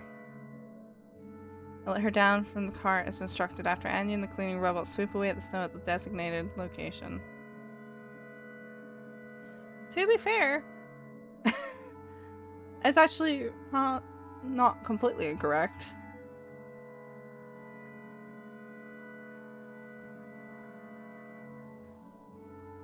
As previously instructed, I insert the cable into the port at the back of her neck and hand the other end over to Alexei. Or if you mean parking in Target. Well, if you didn't want me to park in the Target, maybe you shouldn't have made your logo a Target, huh? I don't know. I've never been to Target. We don't have Target here. I advise you step back a bit. There's no guarantee that there won't be any malfunctions. She got some ridiculous horsepower, and you never know if an arm will come flying off. He's a Discord mod in a nutshell. Who, Alexei? Probably. Alexei plugs the cable into a laptop and starts typing away on the keyboard. Okay, good girl. Easy does it. Here we go. Beep boop. A sound reminiscent of a very primitive computer rings out, presumably from her temporary speaker head. A few seconds later... Welcome to Buzz Park! Strange enough, it's a friendly old man's voice that rings out. Okay. The what park? I didn't catch the name since it was covered with noise.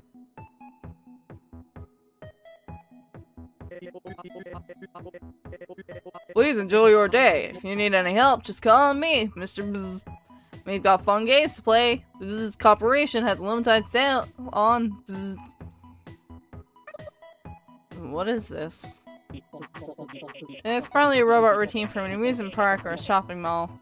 I bought it from the salvagers. It should be perfect for a motion test. Huh. The salvagers, huh? I miss them. I wonder how they're doing. They weren't bad guys. Mr. What's-his-face? What's his speaker? So he takes a step forward, then another an awkward walk cycle.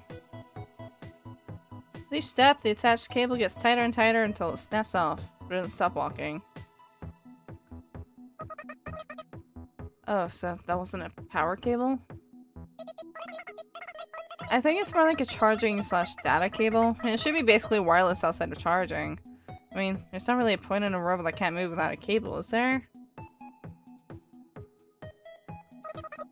You've got a point. The more the robot walks, the more stable its walk cycle becomes. The robot then waves its hand at each of us and starts jumping up and down.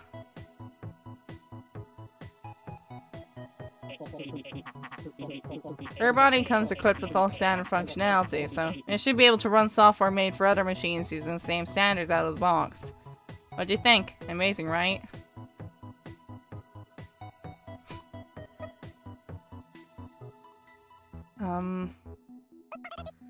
Just say amazing. Amazing. Ha ha ha ha! I think I'm starting to get used to talking with these two. Whenever Alexei says something incomprehensible, and he gives me a note to help me respond properly. None of us are the type who hate silence, so there's no need to awkwardly look for something to talk about. This isn't bad. Fermented hippo sweat? Lily, I think they're trolling. Methinks they might just be saying things. Sanko! Anya! I turn around so quickly, it's embarrassing. Of course you do. There's Yuri running this way from that telephone pole over there. She came here to see us. She must be lonely too. I heard that, or she's run into some sort of problem. Or maybe she's found a new partner and came to hand me the divorce papers. Anything but that.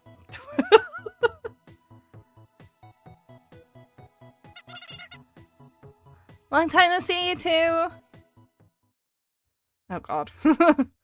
A familiar girl is running alongside her. I didn't notice her because she was in your shadow. Clara. Why is that thing with you? My whole body freezes over and my legs go numb. I realize my right hand's in my pocket, unconsciously gripping my gun. I catch Yoru in my arms when she runs in for a hug. Yoru. How have you been, Psycho? He hasn't been bullying you, has he? I'm fine. What's with the girl behind you? I ran into her along the way. She said she wanted to see you, Psycho. Along the way? Yeah, I just ran out into her along the way. No other reason, honest. I'll even treat you to dinner if you can prove otherwise. It's not like I was accusing you of anything. Look, I didn't go out of my way to see her, okay? Have you two already gone that far? Sayako and I are both going steady! What are you talking about? Don't make things confusing. My body still feels cold, but I'll probably be okay. It doesn't seem like things have changed in my absence.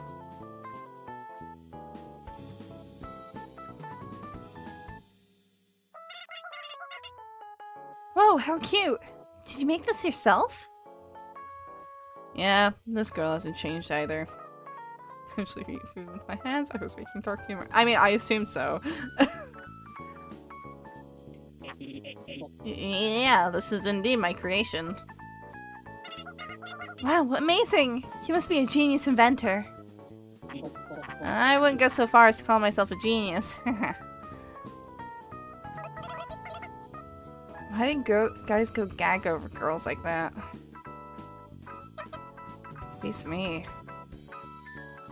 That was just as clary as ever today, demonstrating balanced energy that's so unbelievable it's kind of gross. She keeps letting out cute noises at random. Can I play with this robot? As long as you're gentle. Oh no, the church girl is back. Nice to meet you. I'm Clara. I'm an apprentice nun at the church. My hobby is talking with people and helping out in any way I can. Clara bows. That reminds me, she'd bow to me too, huh? I've known her for longer than I thought. Unfortunately.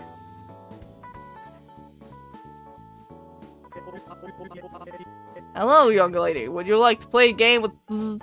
Let's play the bzz game. Whoa, a game! Let's play! Alright, since you're a robot... Clara rummages through her bag and takes out some sort of can. Here you go! A drink for robots! What is that? That's a kind of fuel. A pretty expensive one of that. It's used for generators and motorcycles. Is it really a drink for robots? Of course not. Can't drink without a mouth. Hey, she shouldn't even walk around with that thing in her bag. That's dangerous. Yuri hums to herself. Clara's waiting for the robot to take the can of fuel and drink it like it's a can of soda or something. Go ahead. Feel free to drink it to commemorate our getting to know each other. Oh dear.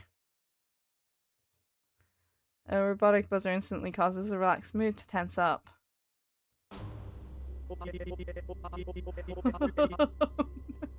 Oh no. Hostile behavior detected from gray life form and possession of hazardous material. The possession of hazardous materials in this facility is a direct violation of the Anti-Terrorism Act. All defensive measures are now permitted. Oh no. Hey, Alec, the hell's this about? I don't know. I didn't write this personality routine, but I think I've got an idea. Please quickly state your 9-digit national identification number and repeat it. Maybe it's a shinobi? I've only ever heard rumors about them. That doesn't ring a bell. Pizza rolls?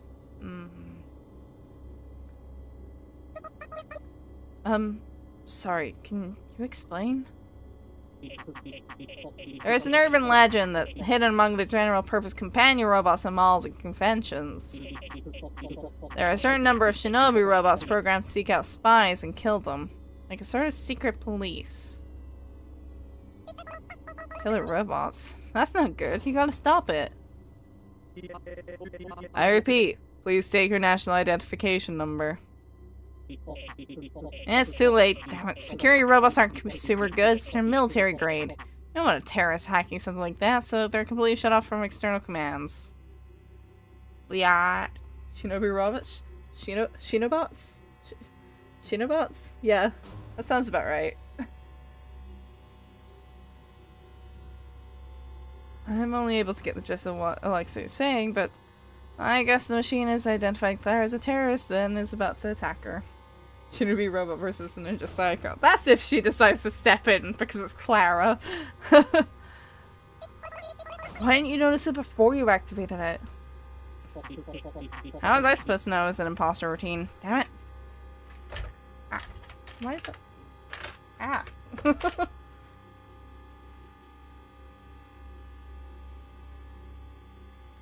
Looks like shutting it down would be as easy as turning off a computer. You idiot, don't shoot! You got any better ideas? This is your final warning. Please state your national identification number. I'm sorry? How do I apologize? Oh god, it was from a robot. Activating defense routines. Have a safe day. Oh. As soon as the robot finishes talking, she uses her metallic left hand to knock the can out of Clara's hand. Actually, let me rephrase that. She wrecks Clara's hand so hard she can't even hold the can anymore. Her wrist is bent at an unnatural angle. Poor Clara, man! The robot then reaches for Clara's neck with her right hand. Do you think they give good cuddles? No? I don't know. I think it depends, probably. I mean, you basically have, like, robotic plush toys. I'm not sure I'd say those are very good at cuddles, though.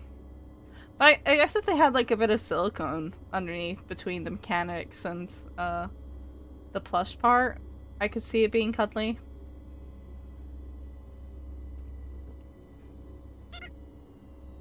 God, ugh.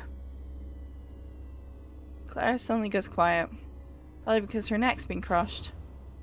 The robot then dangles her in the air. Oh, well. Error. Weapon not found. She, or rather the shinobi, speaks as its left hand clatters. It was probably intending to finish Claire off with a standard issue weapon, usually installed on the left arm. Robot flesh cuddles, yeah. I wish the fucking, I had like some animatronic toys as a kid. They weren't very cuddly. I wish they were though. I had like a, there was a animatronic, Mumbo, talking Mumbo, or well, tapping Mumbo, I suppose more so, from Happy Feet. I had that as a kid because I loved Happy Feet as a kid. I don't know why. I really liked penguins when I was little. I think because something to do with going to the zoo a lot. You'd always see the penguins. I was just fucking obsessed with penguins. But so I really liked Happy Feet. And so I had the talking Mumbo plush thing.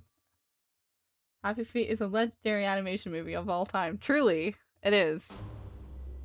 It's such a weird film. I don't think I ever actually understood the plot when I was a kid. Because I think it was a little beyond my years. But, like, as much as it was a kid movie, it was, like, a quite dense narrative from what I remember. And not really one that made sense for, like, a 5-year-old.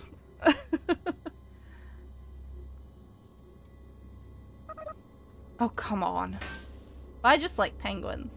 So I had one of those. It wasn't very cuddly, though. I tried. I kick his clattering left arm. Ow. But man, is that thing hard. I guess I should have expected it since it's basically an iron pull. I shake my head and try to regain my focus. Happy Feet scared me. It still does.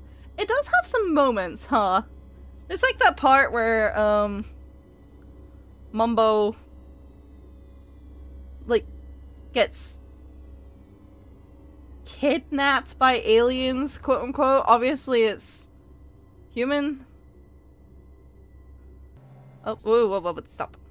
I forgot I had to click off.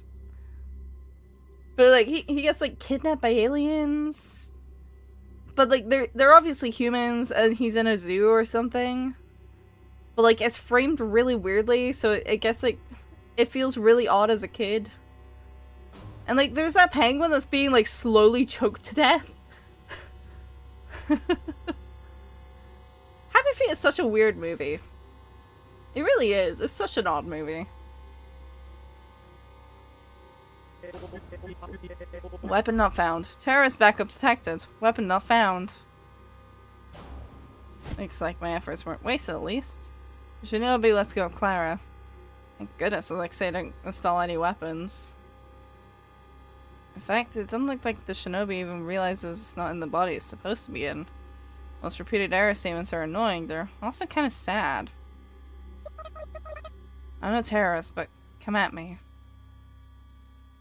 It's scary. No, Happy Feet does actually legit have some, like, if you're a small kid watching it, like, it does actually have some scary moments.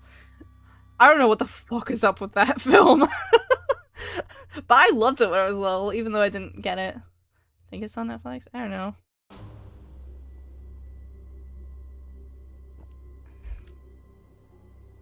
What is even Happy Feet? Happy Feet is an animated movie about a penguin. He's an emperor penguin. He's a little guy, and he got dropped as an egg. So he can't sing like the other emperor penguins, and instead, he dances. And then he gets bullied by adult penguins.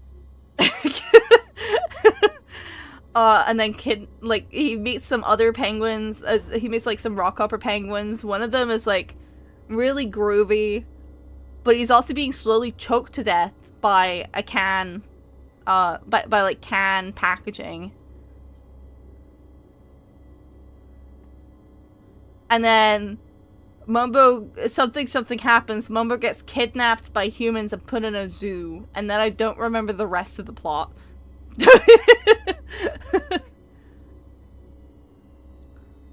I remember the kids looking at the penguin suffering as he was banging on the glass trying to escape, and it traumatized me. Oh yeah! Where it was like he couldn't recognize the glass. So he was just a fucking penguin. And a young one at that, so he just kept like giving himself a head injury against the glass. I was like, what the who is this movie for? The shinobi responds by letting out a static roar from his head speaker before tearing up some fallen scrap metal and brandishing it like a sword. Whoa.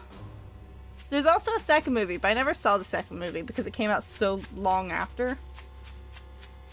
The speaker-headed killing machine raises its rudimentary sword as it lunges at me. It's hard to believe it's made of metal based on how light its movements are. But what's not light is the way it swings that thing down. I wouldn't want to get hit by that. Sayako! Anya tosses me a road sign that's been cut off at its base. In fights like these, the longer reach, the better. I swing wide and parry the shinobi's swing. Come at me. Ninja mode engaged! I carefully ward off each and every swing. It may be fast, but it's nothing I can't keep up with. But more importantly, in hand-to-hand combat with a human, or rather, a ghost opponent, the advantage goes to whoever has the most endurance and stamina. But I'm up against a robot. I may be fine now, but how long can I keep this up?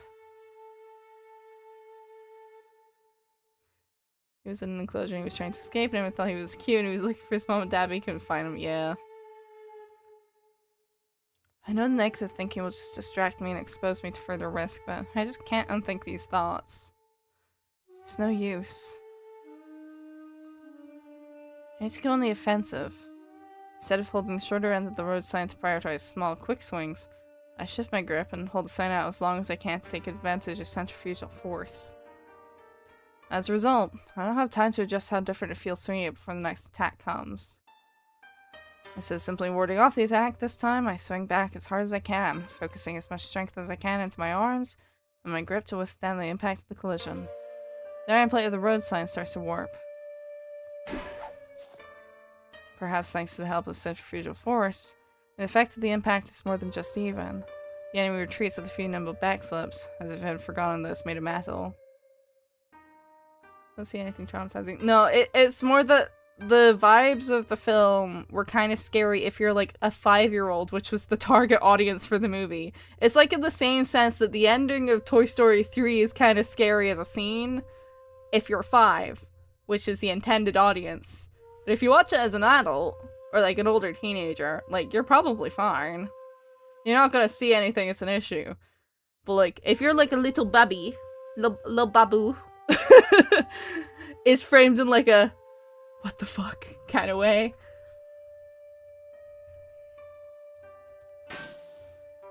So we take another swing. We could defend against the attack, sure, but the ground underfoot's too unstable to completely cushion the impact. So with plenty of leeway, I take another large swing. Now that it's lost its posture, it can neither dodge nor block properly. It may be a machine, but the sheer weight of the road sign attack is too much for it to take as I knock away its metal shard sword. Now that it's defenseless, one last attack should be enough to... Stop! Alexei shouts. I reflexively freeze in place. The shinobi doesn't miss its opportunity to quickly make some distance. Please don't destroy her! It's not her anymore, you idiot. It's a killing machine. It could kill you too. I can't just let you destroy the one person who loves me. Oh brother. That thing doesn't love you, at least not yet. It's not even complete. At the very least, that's the body that will be hers. If this project succeeds, how do you expect me to look at her without thinking about how I destroyed her body once in order to protect myself? I couldn't live with myself. Having lost his weapon, the shinobi comes at me with his bare fist now. It's already fast movements feel even faster. Can't you compromise at least a little? No, I want her to be perfect. I finally found someone to love. I need my love to be more perfect than anyone else's. It looks like the enemy hasn't gotten faster, but I've just gotten tired. I know that the reason nobody loves me is that because there's nobody I love. I value myself. Unlike other people, I can't value someone else. I never wanted to. Alexei speaks in a disgraceful nasally voice. His enunciation is so bad it's hard to catch the words he's saying, but I think I can get what he's trying to say. Everyone instinctively sees that, which is why they won't love me. I'm sure there are tons of people out there who can pretend to love others. I don't get it. How? How can they do something like that? And why? I swing the roadside in a wide horizontal sweep, but Shinobi dodges by bending backwards. Okay, fine. I toss away my weapon too. I lose some reach and power, but I gain maneuverability. I don't want to do that. I don't want to have to lie, but I want to love. I want to be loved, damn it. You don't understand. I barely managed to keep toe-to-toe with the Shinobi. It may be tough, but there's no telling what a metal fist to the vitals will do to me. That's why I made her. Okay, that's cool and everything. My guy, is this the time? I tried to get my gun and the shattering freeze. An idea so crazy, it just might... Yeah, that did nothing.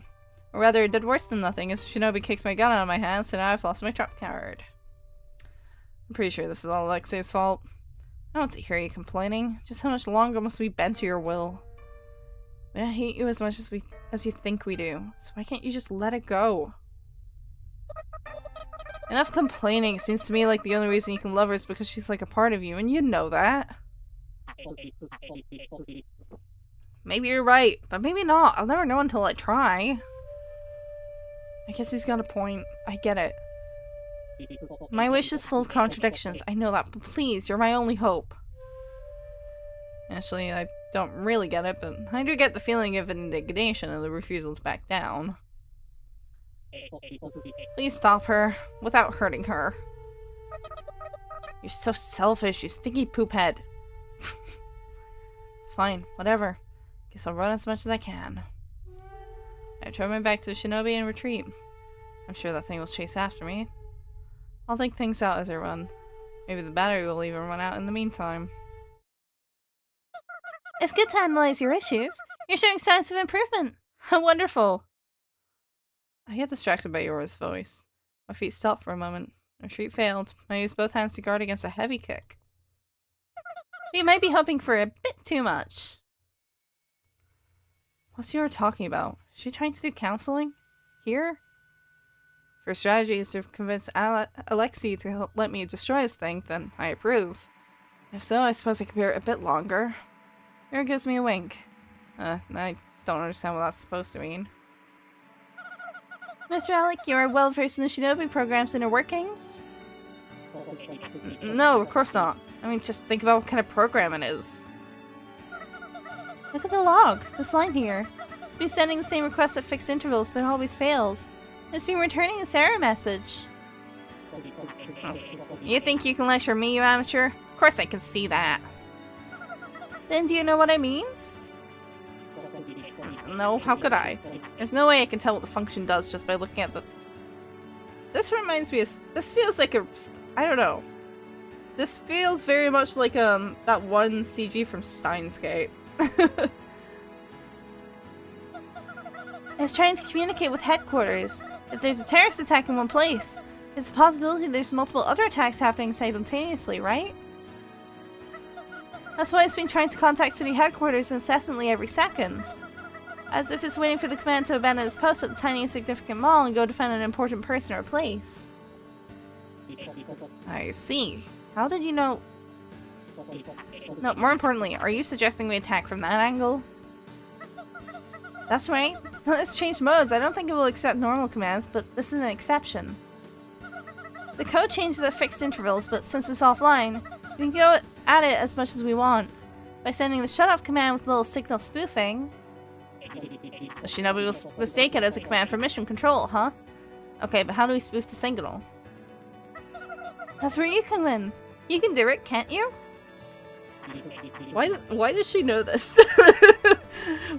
How do you know this? I sure can. I'm a genius. Kinda. Sayako, hang in there just a little longer. Hey, give me that back. Yura pulls something off his hand and tosses it my way.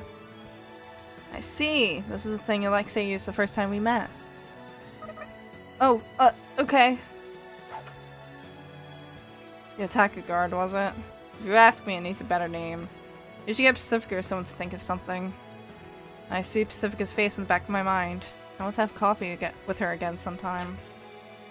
A moment before the shinobi's punch lands, the guard's thin outline I can't speak. The guard's thin outline envelops me. Not a stretch. The shinobi stumbles back a step as if to ascertain what exactly blocked his attack. I find myself impressed by his cautiousness. Though maybe I'm just amused that my codename, Ninja, is synonymous with its codename, Shinobi. Damn it, is this it? No. Is this it? No, no, no. Yes, yes, yes. That's gonna be it. Damn you.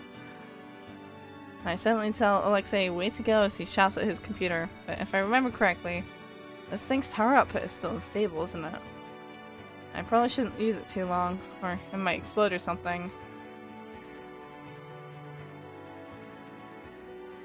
I dare shut off the guard, hold out my open palms, and beckon the shinobi to come at me. I got it! Just a little more! There's no way the shinobi will miss the fact that I'm way open. It leaps to me as if in recognition that this is a chance at its victory. Guard on! I activate the guard at the very last moment before those metal fingers reach me.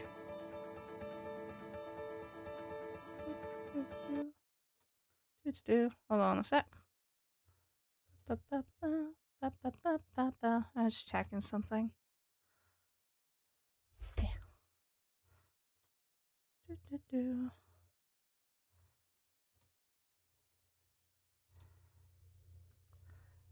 We're not fighting in the YouTube chat, please and thank you. The guard deflects the enemy. The unexpected rebound causes Shinobi to lose its footing. With one leg up in the air, I quickly shut off the guard and tried to trip up the Shinobi's remaining pivot leg with a sweeping kick. Ow! Please work! While Shinobi may have lost its footing, its legs are still just bare metal poles. I just kicked one of them with my shin. I may be a ninja, but my leg's still made of flesh and bone. I wasn't expecting it to be easy, but still.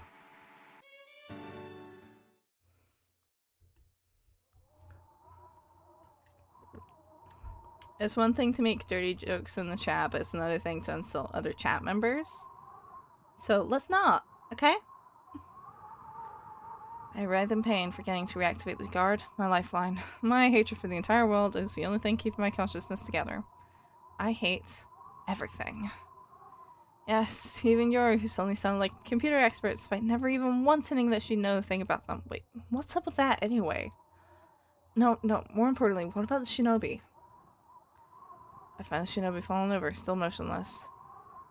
In the corner of my eye, I see Alexei glistening in cold sweat as he gives me a thumbs up. I did it! I did it! I really am a genius. How's that, you dumbasses? Ha ha ha ha! Trying my best to ignore that noise violation, I instead turn to Yuri for an explanation. Yuri, what happened back there? Oh, right, what happened to Clara? I wonder if she's okay. I don't think she is. She's clearly dodging the question, but now that she mentions Clara, we all remember that she's what set this whole scuffle into motion. Anya goes off to check on her. The rest of us follow behind. If Clara's alive, I wonder if we can charge the church a rescue fee. It wouldn't change the fact that we've gotten her killed several times over. Is it possible to live with your neck like this? Probably not. She asks that question and just shows us Clara. Or perhaps I should say her corpse. No rescue fee for us, I guess. To be fair, in this case, it was kind of Clara who got herself killed. By mistake, but we didn't technically do anything wrong here. For once. Hello, dry chuckle. For once, it's not our fault that Clara died. Is that a corpse? Ugh, blech. Upon seeing Clara's corpse, Alexei turns pale, takes several steps backwards, and starts vomiting. But apart from her oddly bent neck, she looks perfectly fine. At least nothing's spilling out of her or anything. Huh, are you not used to seeing corpses? Or are you not used to seeing corpses? This is the reason why Yuri is the cutest mysterious character in this VN, because sometimes she knows everything unexpectedly where she figured out the robot malfunction. I mean, to be fair, I can't code, but I can kind of read code, roughly, to figure things out. Not, like, super in detail, but, like, I can get the gist of what code is doing, right? So, especially when it comes to error messages, you know? So it doesn't take that much, but yeah, it is a bit unexpected. This guy's a shut-in-see. It's you guys who are the freaks. Blah, ugh, blah, blah. Honestly, there's not much difference between a corpse and what this guy's trying to make. I'm sure there's totally different things in his mind, and I guess that's good enough for now. Don't worry, I'll take this place someplace else. No, there's something I want to ask you, Yoru. That's right, I can't let this opportunity pass. I need to ask Yoru herself. Please, please get rid of it. Look, Alexia's getting impatient too. Then I'll come with you. Okay, then let's go. The two of us head away from the amusement park and go all the way to the outer limit of town. Where's a good place to get rid of this thing anyway? Wherever you think is a good place. Then let's go just a little bit further if that's okay with you, Yoru. Yeah, it's fine. I want to give those two some time together too. Good idea. It sure is! We walk a bit more after that conversation. If you look back, you can see a full, sprawling view of the town. It reminds me of the view I once shared with Yuri back at the top floor of the church. The angle is completely different. Usually in the town tells of the ghosts who live there. There are a lot of worthless, good-for-nothing ghosts, but there are also ghosts that I like, even if they sometimes cause explosions with weird science experiments. A freezing wind blows. Phew, that's cold. It sure is. I guess we should get back quickly. Why don't we light a bonfire, Saiko? It's way too cold. Oh, I've got matches. I've also got a lot to talk about. Yuri's eyes look straight through mine. Her eyes go from anxious panic to confident determination. I nod. It's exactly what you think, Yoru. I don't feel bad at all. I just feel a little ticklish that she's seen right through me. I do want to talk, but we don't have anything to burn. There's not even trash around here. I casually glance at Clara's corpse. I then look back to Yoru. She shrugs. I shrug back and let go of the corpse. When the corpse plops onto the ground, a large can rolls out of Clara's coat pocket. Oh right, the can of fuel. She was trying to give this thing to the robot, wasn't she? Oh, how convenient. Yuri murmurs.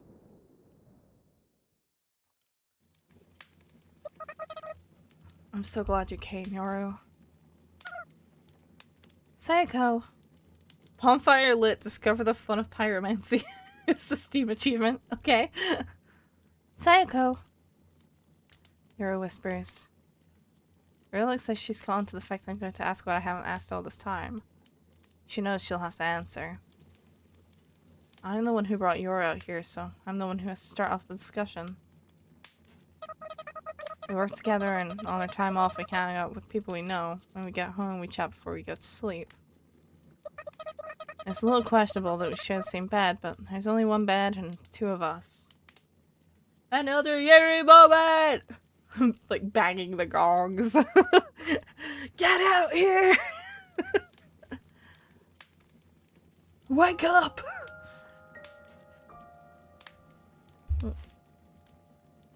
I speak from the heart. If I want Yuri to expose everything about herself, I should expose myself to her, too. At least, that's how I feel. Exposing ourselves to each other.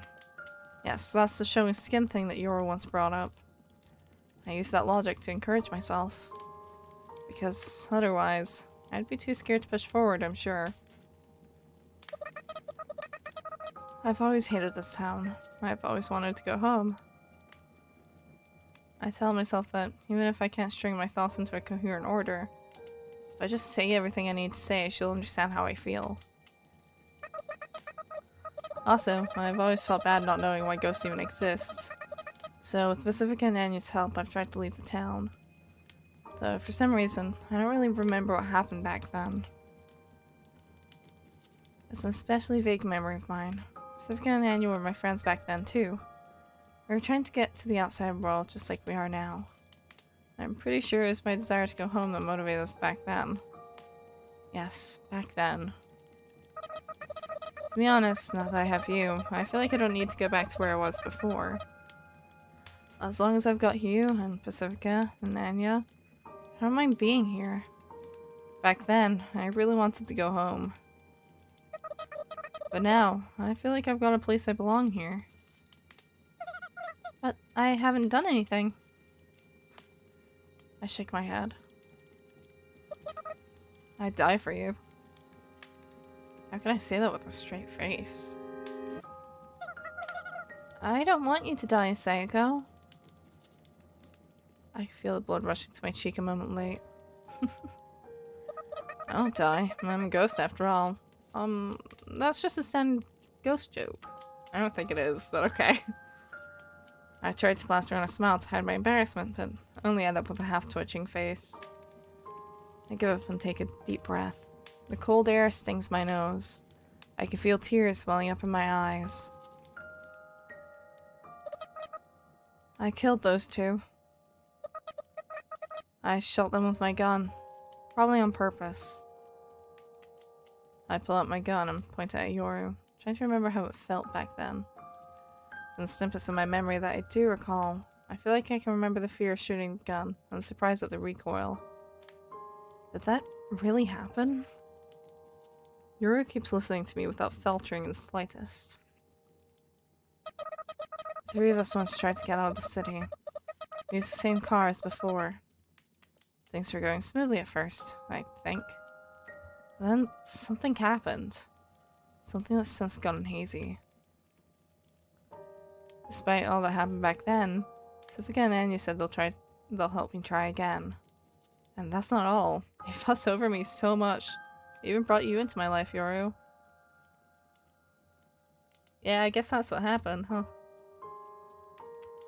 It's not that I want to go home. I just want to go further than we did last time. With everyone.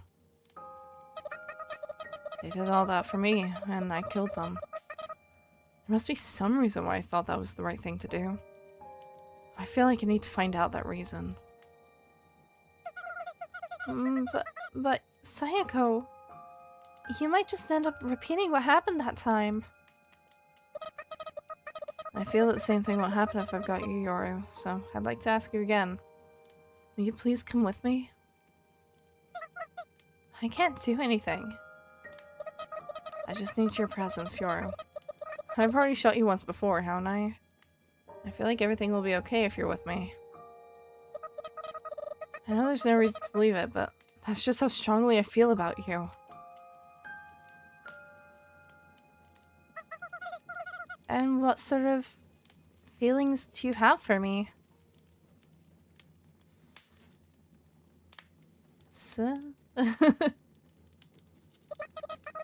Special. Yes, I feel that you're special to me, Yoru. Yes, that's right. I see. So, I'm special, huh? I'm happy to hear it. Thank you. I wasn't happy at all to be called special before, but when you say it, it makes my heart feel so warm, Seiko. Yura snuggles up against me as she says that. She seems so childish despite being quite a bit bigger than me. She certainly feels warm like a child, too. Sayako, you said you didn't understand why you ghosts even exist, right? Yura speaks while still clinging to me. All I can see is her head, so her voice draws in even more of my attention. They're getting along! Probably. I knew even less about who or what I am, or why I am. So we're similar in that regard. You wouldn't have to know who I am either, would you, Sayako? Sorry, I don't. True. This town's just full of things we don't know. What a mess, huh? Ray's making it sound like she's not one of us. Is she not a ghost? So, as a result, I was a little confused at first. Like, why do I have to be here? I was wondering if there was some way to quit this whole time. And that's when someone from the church approached me. Quit what exactly? I think back to that story from the insane customer Anya always talked about. This town is a prison. There are several jailers among us to observe. No, that can't be it. That's ridiculous. I really can't do anything. I'm not strong like you, I'm not cool like Pacifica, and I'm not handy like Anya. You were amazing just earlier today, weren't you? That was just because I knew what was going on. I was confident because I had prior knowledge. At first I wasn't motivated to step in at all. The project was just in such bad taste. I figured it'd be for the best if you just tore that thing to pieces, Sayako, but... It'd be a little out of character for you to say that, huh? Yuri smiles and continues.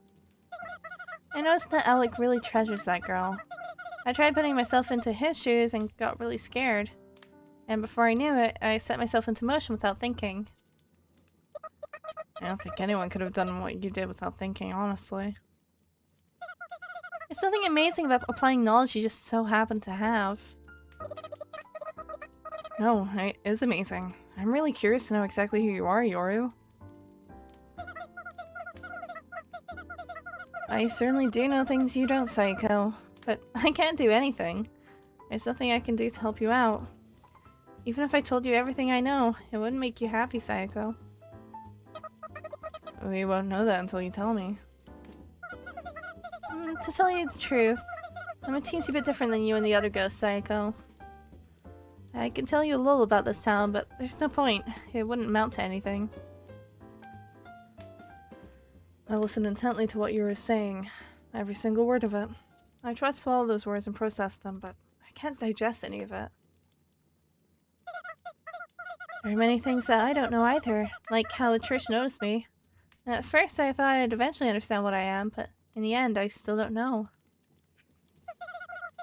But there were some good things, though. Yuri stops clinging to me and looks me straight on. You appeared out of the blue and rescued me. You sat next to me and you even gave me a name as a present. How could I not be happy? I felt like I had no choice but to stick with you forever.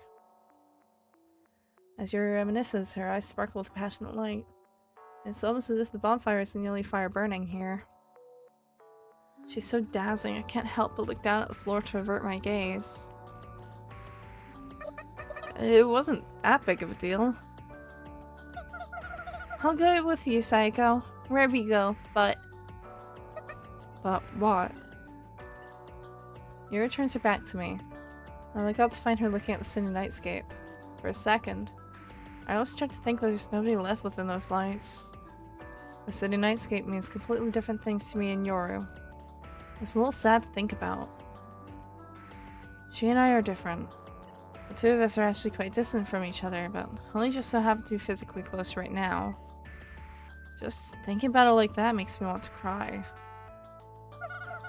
You see, Sayako, the truth is there are things in this world that are more meaningless than you'd think. Some things are just nonsense that seem true, and you might just be getting your hopes up for nothing. I wish I could be Yoru. Because then, I could understand the reason for her tears. Is that still okay with you? Will you still stay with me? That question is surely an important one for both me and for Yoru. I wish I could put a stop to her tears on command. Of course I do. I walk around Yoru's back so I can see her face to face. I gaze right into her eyes. Of course. I get it. You don't have to say it twice. I hesitate to talk back. I don't think there's anything I can really tell you, Sayako. It's okay. I'm satisfied. More satisfied than I ever could be.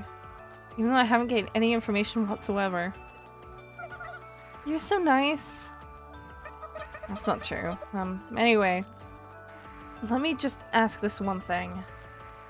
You're smiling. You're so cute. I remember what Anya said earlier. I'm free to come up with my own theories, aren't I? Yoru. I call her by that name. Her name's Yoru because I met her at night. It really is a dumb, lazy, weird name that I just came up with on the spot. Before I knew it, it's a name I've grown to love. Yoru, are you a human? Yoru's eyes open wide. After a moment of silence. Yoru laughs. A human? Well, there have been times when I've thought it'd be nice to be a human. Am I a human? I never thought I'd be asked that. It's not that funny of a question, is it? I squat down next to the bonfire, embarrassed. Sorry, but even if I'm not a human, that doesn't ever change the fact that I want to be your trusty roommate forever, Sayako. You're not trusty at all, though. There must be something behind the scenes of this town that's sure to make me sad. Let's go back, Sayako. But now is not the time for me to know what that is. I take Yoru by the hand. Okay. I'm a ghost and she's a... Well, I'm not sure what she is, but at the very least, she's not human. The two of us walk together in the snow. Once we get back, the strange man is working desperately on his robot. Today's another strange day. I wonder if there are any humans out there who know about these strange happenings. I suddenly notice the sky turning white in the distance. Another day comes to a close. Another day out of eternity. Okay, how's this? Please work. 1 second later, Alexei clacks its enter key. 1 second later, Alexei clacks the enter key on his keyboard. Why can I not say that? I shoot a glance at Anya, who's sitting next to him. She nods. I pluck my ears with my index fingers. Ah! Why does this keep happening? Thanks to my makeshift earplugs, I don't have to expose my ears to Alexei's shrieks directly. After several repetitions of the cycle, I've learned how to deal with it. Everything was going smoothly up until the body movement test. Both Alexei and Anya said as much, and it never looked like they had reached a dead end. However, ever since that little violent incident and my subsequent conversation with Yoru, progress just hasn't been going well. That said, it's not because of damage to the parts during the scuffle or anything. In fact, the only damage I managed to inflict with Yoru's help was some minor warping of the leg frame. Syntax error in a nutshell, yeah. Rather, the issue here is that once the hardware implementation was mostly complete, Alexei wanted to do a software test, but then the hole in the ghost pocket effect caused Alexei's code to disappear. God damn it. Ever since we started coming here, less has been disappearing at a lower frequency, but nonetheless, things are still disappearing one by one on the software side, which is causing Alexei headaches. Since we can see the parts, we can consciously be aware of their existence and presence, but programs have no physical form and are incomprehensible to us, so it's hard to be aware of them. At least that's the theory as to why code keeps disappearing. Well, Alexei just cynically said, I just have to write the code faster and it disappears, and spent days on end typing up a storm programming. However, with every test, some part of the program would go missing and the entire unit would stop moving, causing disappointment, despair, and... Ah, damn it! He screams shamefully. Maybe things would have gone better if Yuri didn't go home. I pull my fingers out of my ears and speak out to Anya. I don't know. It's not like we can force her to stay, though. True, but still. After our bonfire conversation, Yuri went back with me to Alexei's house. She had this to say about his project. I just can't support it no matter what. I'm sorry. She declined to help and instead went back home. I didn't stop her, of course. And that brings us to the presents. The moon lab isn't good, but I'm optimistic. Somehow, I just know they'll find a solution. Alexei's just that skilled of an engineer. That portable otaku guard was a pretty high-quality piece of tech after all. The front doorbell rings. That's the first time I've heard that sound from the inside. It feels more formal than doorbell at my place. I'll go answer it. Anya trots off to the entrance, leaving the hallway door open. Gah! For some reason, Anya's yelp gives me deja vu. Oh, right. It's like when I first met Clara. Is she back? Since it's a big house, the entrance is far away, so I can't make out what they're talking about. I decide to wait. Oh no. Oh no. I regret my optimism when several seconds later, men wearing coats march into the lab. Alexei, could you come with us for a moment? There's 5 men. Large men. I can't deal with them while protecting Alexei and Anya at the same time. I grind my teeth. I like this guy. he's just happy to be here.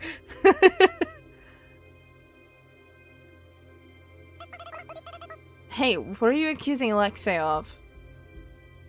Anya rushes in after the man. You are abusing technology in order to blaspheme God, are you not? The man, who appears to be the leader, presses Alexei with a firm voice. He glares at Alexei. I can't help but follow his gaze and look at him too. He already looked pale due to stress and lack of sleep, but now he looks even paler. He's even whiter than a ghost. He reminds me of the worn-out bar of soap in my bathtub. How did you know? We have eyes everywhere. And he jumps in front of the man as if to shield Alexei from those eyes. Hey, Alexei's free to research what he wants in his own free time, isn't he? I back her up without a moment's delay. That's right. What right does the church have to complain? The church must be stepping in due to my involvement. I thought things had calmed down lately, but maybe I've just been too careless.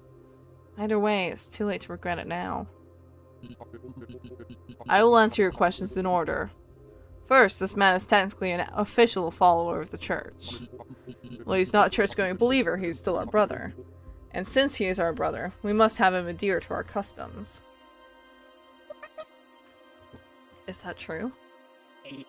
Yes, it is true. I am a follower. I understand. I'll come with you, but these ladies... Alexei! Anya shouts. Alexei shuts up. The man quickly interjects in the ensuing silence. Do not take us for liars. As for your other question, this man's workplace, the movie theater, as well as the amusement park, are both subsidized by the church. The workers are also followers of the church, though this fact is not well known. I can hear Anya murmuring that she didn't know that. This man is both a follower of the church and was given employment by the church, and yet he associates with a ninja that opposes the church. We thus have a right to complain about his actions, do we not? Mr. Alexei, if I kill all of them... Alexei holds his hand out to refuse my suggestion. It's okay. I wasn't expecting the Inquisition, but this might be a test from God. Mr. Inquisitor, may I speak with the priest during my trial? The priest is a compassionate man. I am sure he will listen to your words, no matter how asinine they may be. Is he a compassionate man? I don't know. I don't think we've seen that, but... Alexei approaches the man with his hands raised. 2 of the men immediately frisk him. There's a gun in my pocket. If I prioritize annihilating the enemy, I have fair odds of overall success, though not without sacrifices. I mean, they're just gonna come back. And it looks like this is Alexei's problem, if anything. And if that's the case, then I've got no reason to needlessly kill these men. Well, I'll be back. Eventually. In my moment of hesitation, the man quickly dragged Alexei away. We stand stock still in shock in the silent room. He protected her, didn't he? Anya murmurs, "What do you—" I try to ask, but since my throat's dry, it comes out weird. What do you mean? He probably didn't want to draw attention to his creation by resisting or protesting. Otherwise, they might have destroyed her. Oh, how shrewd. Yeah, he really is shrewd. I might say that he can't love or be loved, but I think he's got some character in that regard. Maybe you're right. He can really use some more confidence, though. Anya laughs weakly before letting out a big sigh. Say, Sayako. Anya gazes into my eyes and carefully chooses her words. I know it might be shameless of me, but there's something I'd like to ask you. I get impatient and ask her a question for her. You want me to save Alexei? Yeah, exactly. I know it's an unreasonable request. I don't have that much money, but I can still pay you what I do have, so... What? Hold on, Anya. You don't have to pay me? When Anya casually starts bringing up the question of money, I frantically gesture that it would be necessary. But I'm asking you an unreasonable favor, and this isn't even your problem to begin with, Sayako. When I raided the trade, she brought out the armored vehicle to come rescue me, and I didn't pay you then. I just did that because I wanted to. Anya really is a good girl. I know it for a fact, and I feel it within my heart. I'm sorry. I know I sound weird right now. Maybe she's even too good. I feel like her dedication is going a bit overboard in this whole ordeal. This isn't your problem to solve, Anya. You're not a ninja, and you don't do whatever it is Pacifica does. Despite all that, you're always doing your best and putting yourself in danger. You're so reliable. Oh, really? That's why I, just want to pay back the favor. I also want to thank you for everything you do, but just saying thank you feels half-hearted, so I never get to say it. I'm running out of air in my lungs, so I take a deep breath before I continue. As you know, there are very few things I'm good at, but I want you to rely on me more. I'll do anything I can for you, Anya. I start running out of the room. I need to chase after this man. Inquisitors, I believe? I once heard... I stop at the sound of Anya's words. I once heard from a shithead woman who's in that sort of crowd. She said that's just a group of outcasts. That lonely girl's just trying to force herself in to find a place she belongs. The nerve of her! Anya's voice is full of rage. I don't know the finer details of that interaction, but I can bet it was incredibly frustrating. I mean, sure, we may have just formed a group because we didn't fit into any other groups. In fact, I definitely think that was the case, but so what? Is it wrong to associate with like-minded peers? It's not like we forced ourselves to group up out of desperation, you know? That's why I've made up my mind. This time, it's Anya's turn to run out of breath as she gasps for air. I decided to treasure my friends as much as I can so that I won't be embarrassed no matter who sees us. If I do that, then nobody can tell me that we're only friends out of necessity, you know? So, shit. I'm so uncool right now. I told myself I'd never talk about this. The tears welling up in Anya's eyes seem almost infectious as tears start to form in my eyes as well. Maybe it's because Anya's so overwhelmingly precious and I don't know how else to express it. Why are you crying? Come on. You're crying too, Anya. And thus, we both cry. I guess when it's just us two without Pacifica or Yuri around, we're just a couple of crybabies. Weeping together like this feels so girly and dumb, and yet it's so satisfying. Once the tears have mostly stopped, I give Anya a thumbs up and speak up. I'm off. I'm counting on you. Leave it to me. I sniff as I run. My nose stops dripping. I fling open the front door and dash into the snowy outdoors.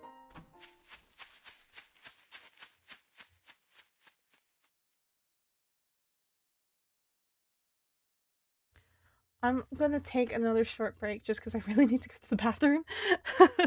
And I don't know quite how much of this is left. So I'm gonna pause, and I'll be back in a couple of minutes. I'll be real quick. I'll run an ad while I'm gone, so we won't have an ad break later.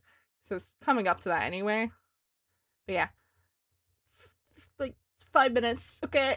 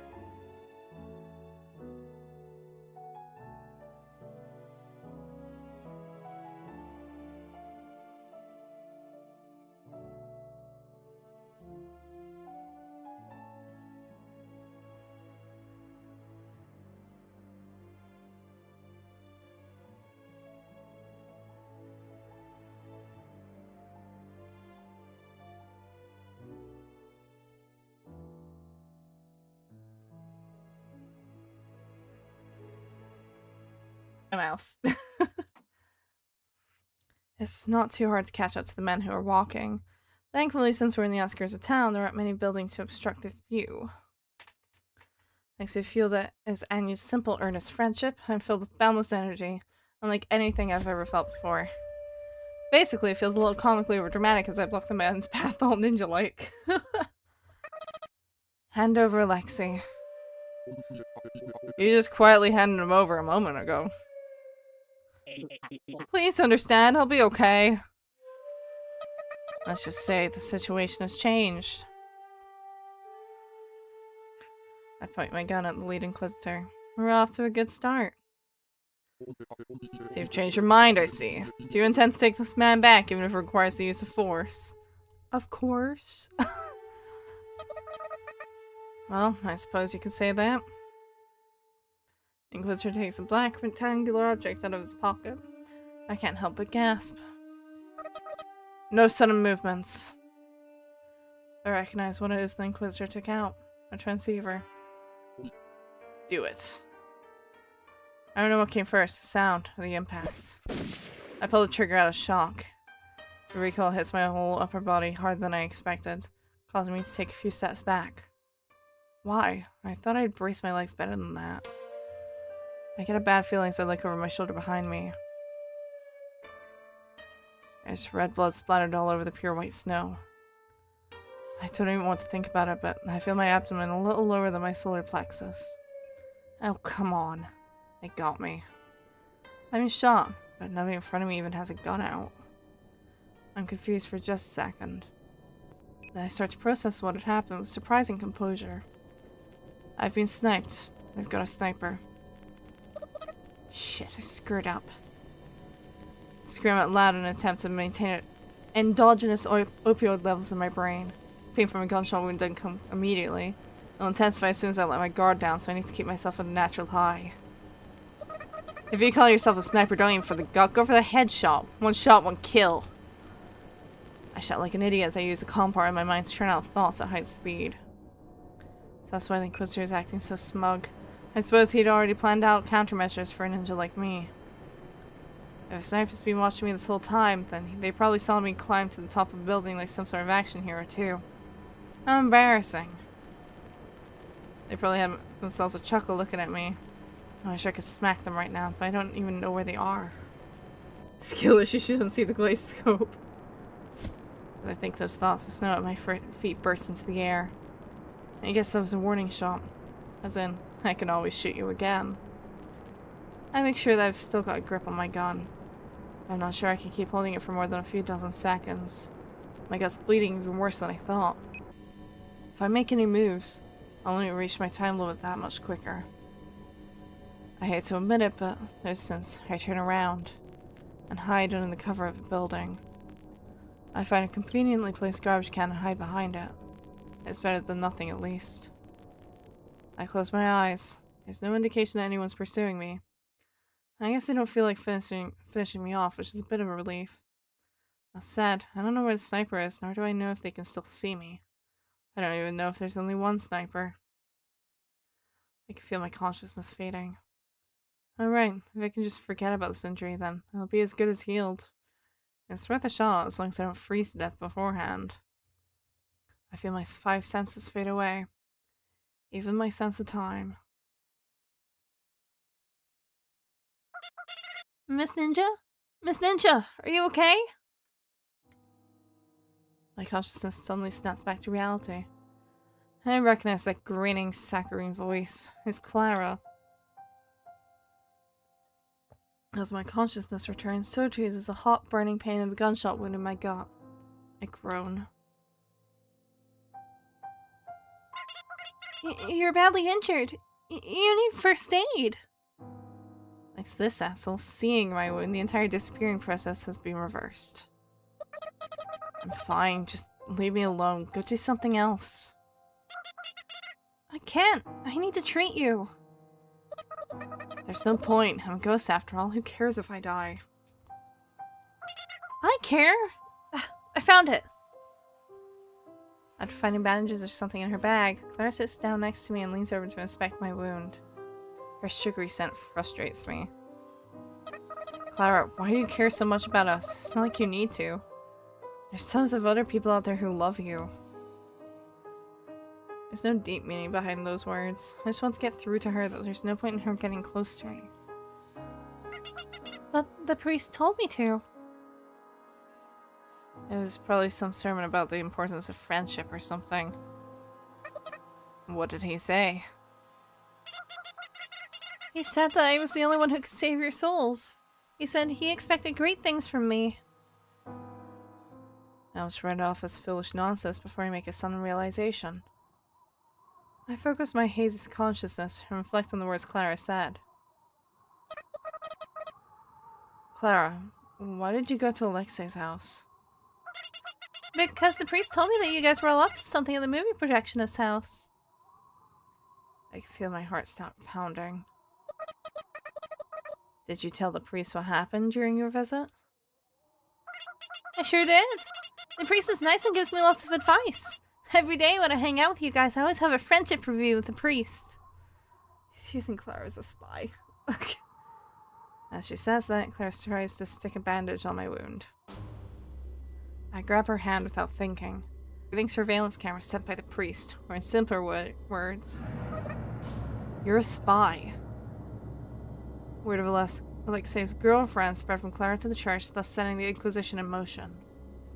The priest used the power of his faith to raise this thoughtless, almost hopelessly optimistic girl into a splendid spy.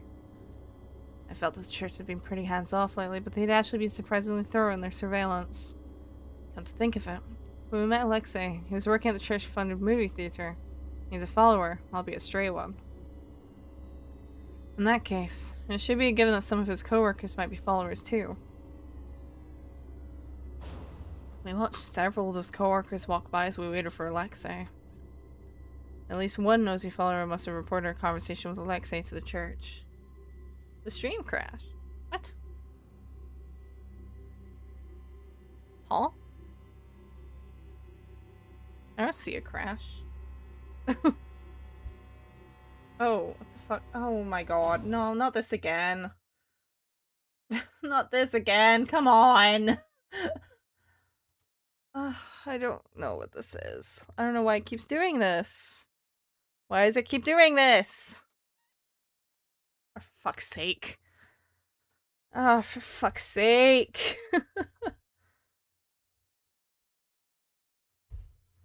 Fucking damn it.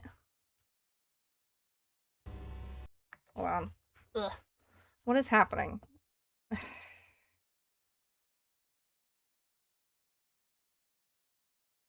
Ugh. It's not showing a session ending. Okay. What the fuck is that?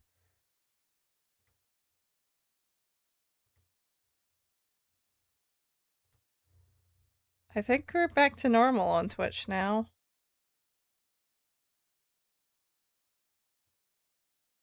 It's not showing that it's ended at all, though. Like, if it crashed fully.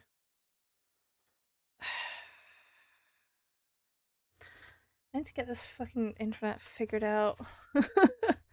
Problem is, it's not my internet, so I can't. Let's see. Let me see. Are both the YouTube streams up still, or has one of them gone down? Bruh. The stream is getting scuffed. I don't know. Oh, is it fucking doing it again? What the hell? Stop that! Oh, for God's sake. It was stable for a second. What happened? What the fuck is going on? The fuck? Let me see.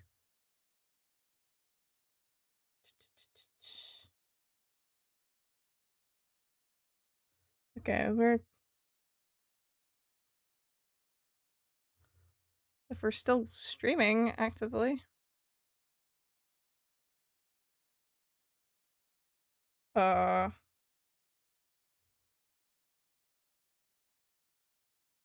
Don't seem to have ended, but it does seem to be freezing up.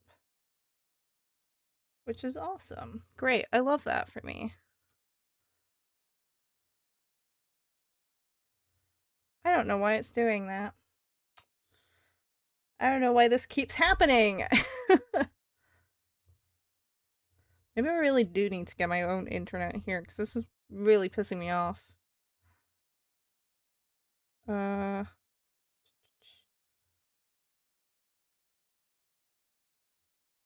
they still active?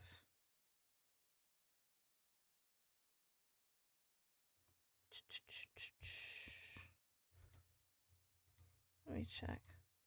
Vertical still active. And horizontal still active. Okay. I think. Assuming it's not lying to me.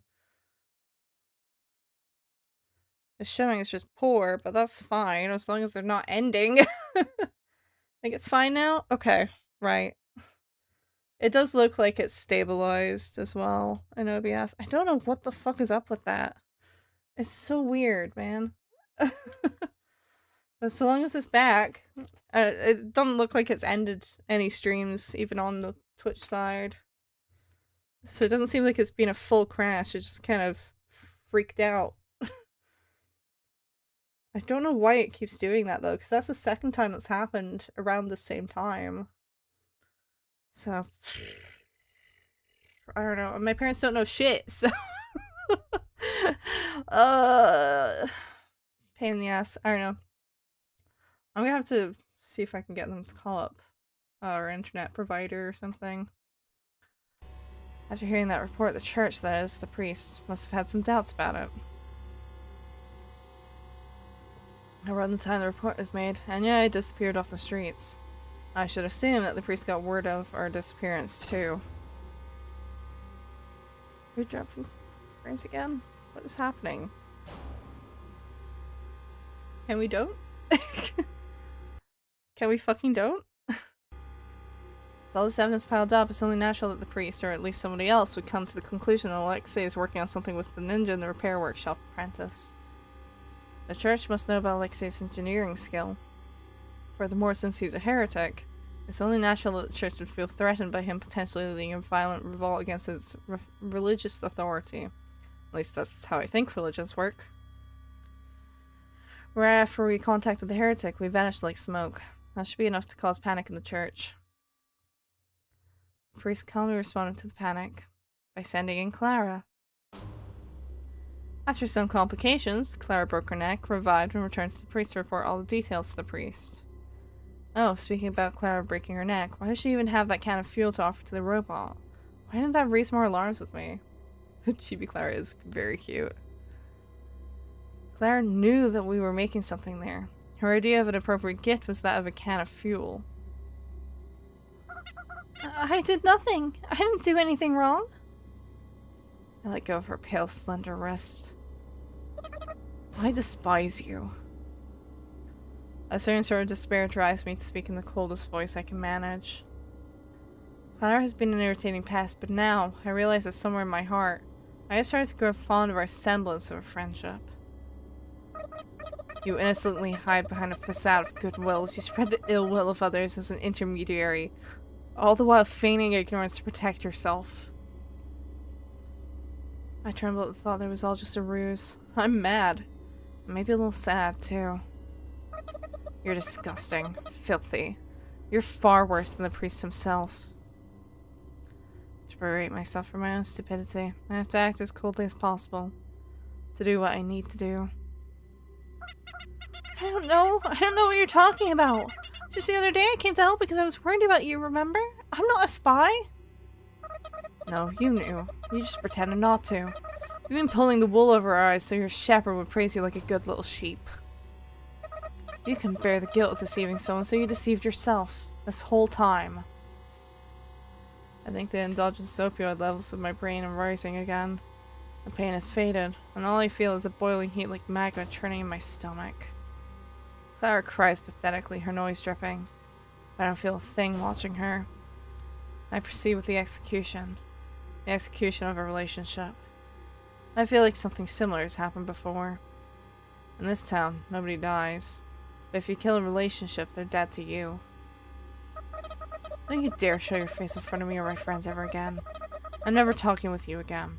I won't hurt you. I'll just ignore you. No information for spies. Clara tries to say something, but I cut her off. Go away. But I tried so hard. Go away! When I shout, sparks start to fly in my eyes. Maybe I strained myself too much. I can't even hear Claire sobbing anymore, so maybe I'm starting to lose my hearing too. Soon enough, not even my sense of time can drag me down. My consciousness disappears.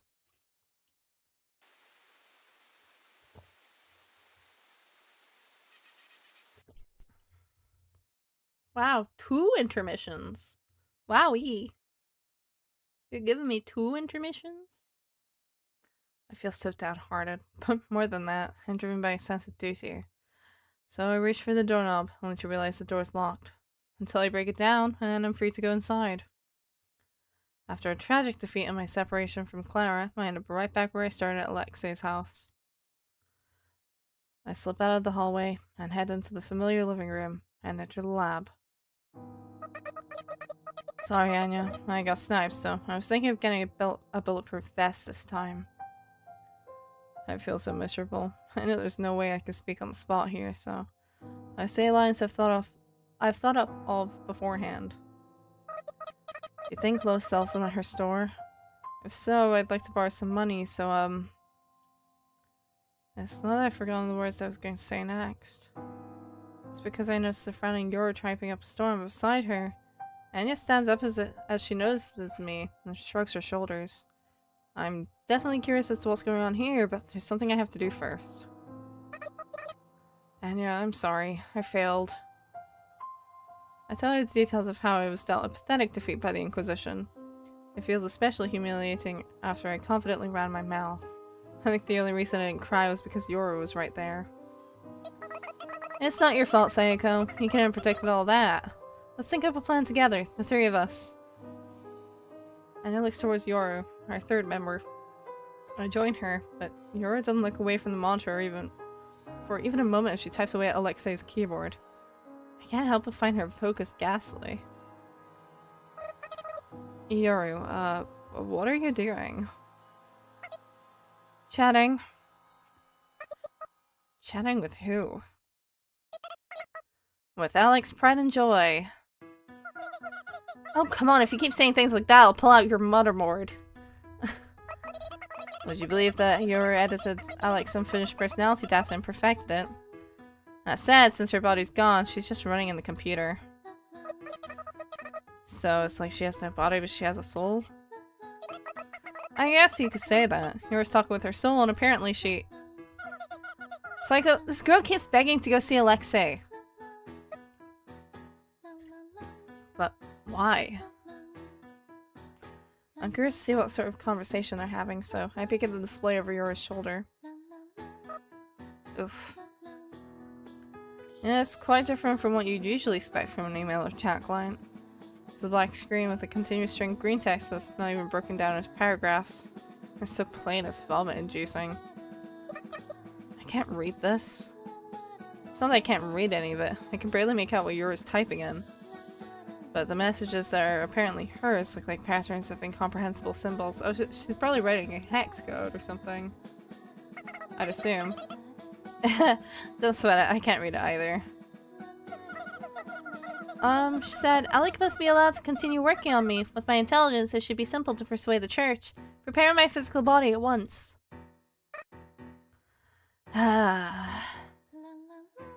Even after it's been explained to me, it still just looks like patterns and symbols to me. There's definitely more to Yuri than meets the eye. She knows things that are unfathomable to us. And by us, I mean all of Ghostkind. She's kind of full of herself, huh? Maybe she gets it from Alexei. Prepare her body, huh? Easier said than done. And it groans. I ruminate once more on the fact that Alexei created a consciousness, a whole personality within the confines of a computer. It's kind of dizzying. It's an artificial consciousness that can think, feel, and desire just like me, casually sitting there as if it's no big deal. Things have always been like this. Almost sinfully revolutionary things just casually existing in our presence.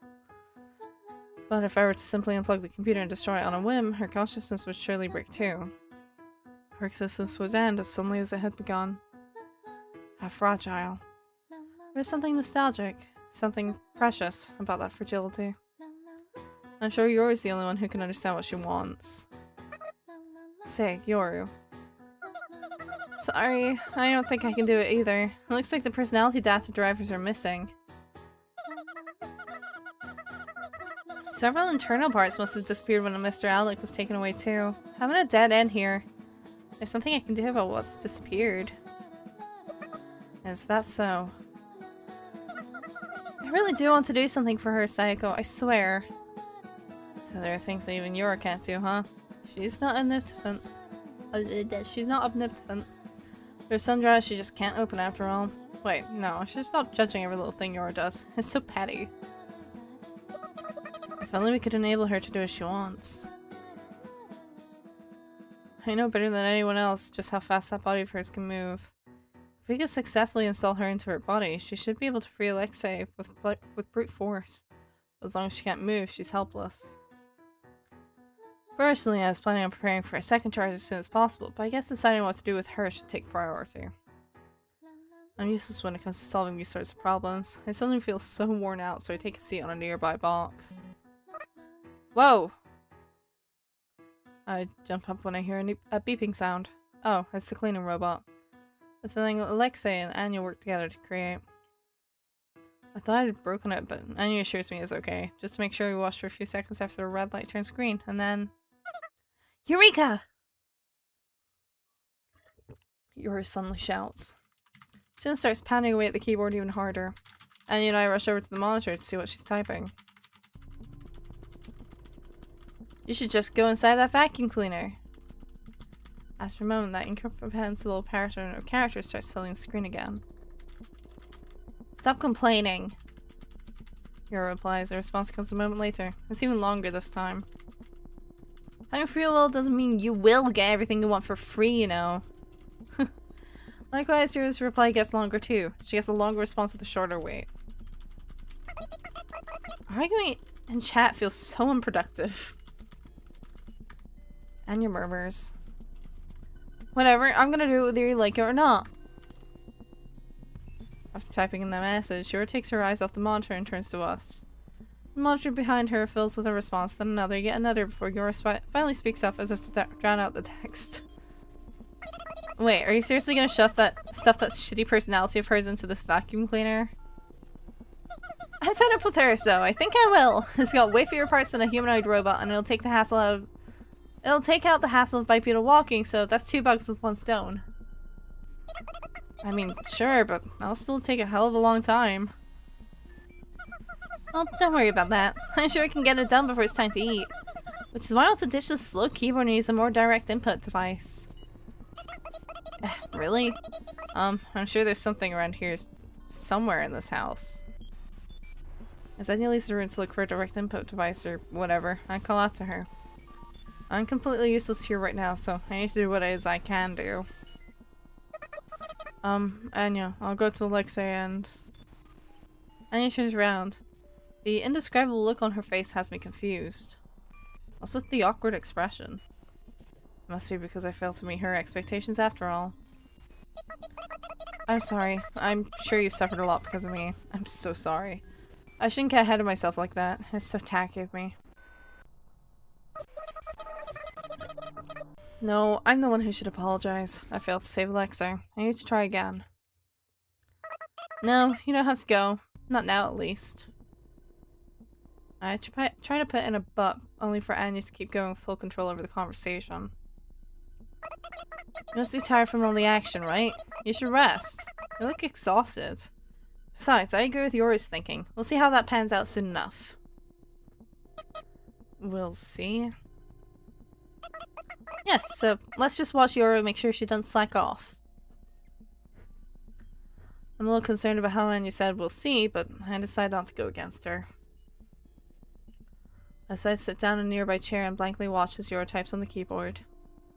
I should be feeling tense right now, but for some reason, I let out a yawn. There's not really much I can do to help here, is there? I don't think there is, at least. Okay, done. I wake up at the sound of Yuri's voice. Uh-oh, I fell asleep. My body feels so powerless, as if my batteries had run out. My eyelids are so heavy I can't even tell if they're open. I try to brace my legs and stand up, but fail. All I end up doing is letting out a groan. It's at that moment that I realize just how exhausted I am. Rhea speaks up when she hears the noise. Anya calls out to me and reaches out her hand. Thank you, I'm okay.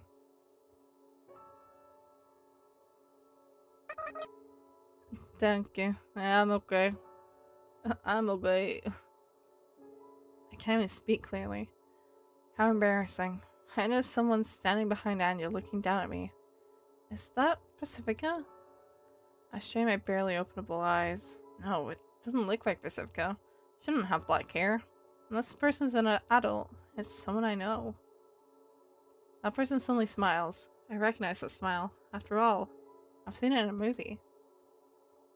It's her. The beloved woman Alexei was trying to create. I gasp. My head slowly starts to wake up and, like magic, my drowsiness disappears. Yes, that's her, but not exactly. To be more specific. The hell? The fuck? I get up and stare at what lies before my eyes. Oh. It's the cleaning robot we were talking about earlier.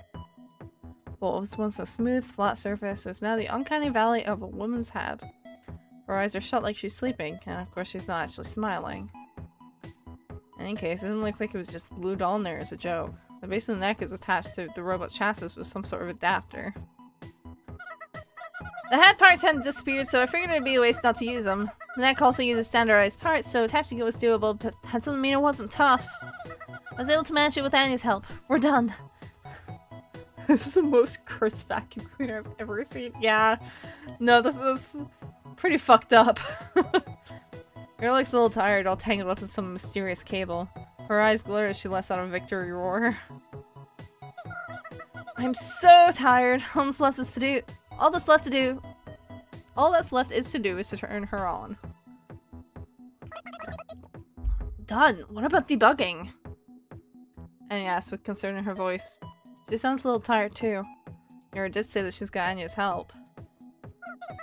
Nobody debugs anymore. That's what all the cool developers say.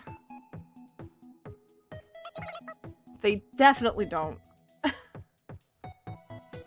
Looks like a lot has happened while I was asleep. I must have been out for a long time. My stomach starts to gurgle in hunger as if to prove just how long it's been. I'm sure I can get it done before it's time to eat. Okie dokie, let's start the installation. Yuri loudly types on the keyboard, starting the installation.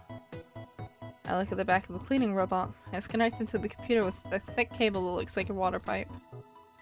Several lights of different colors flicker on and off on the cleaning robot before all the lights shut off.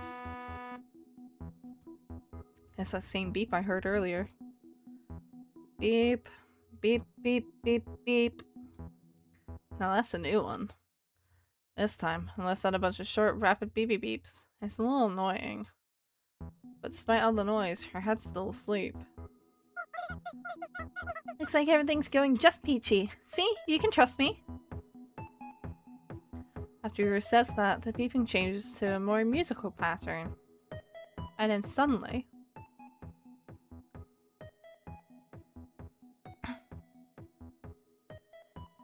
her eyes open.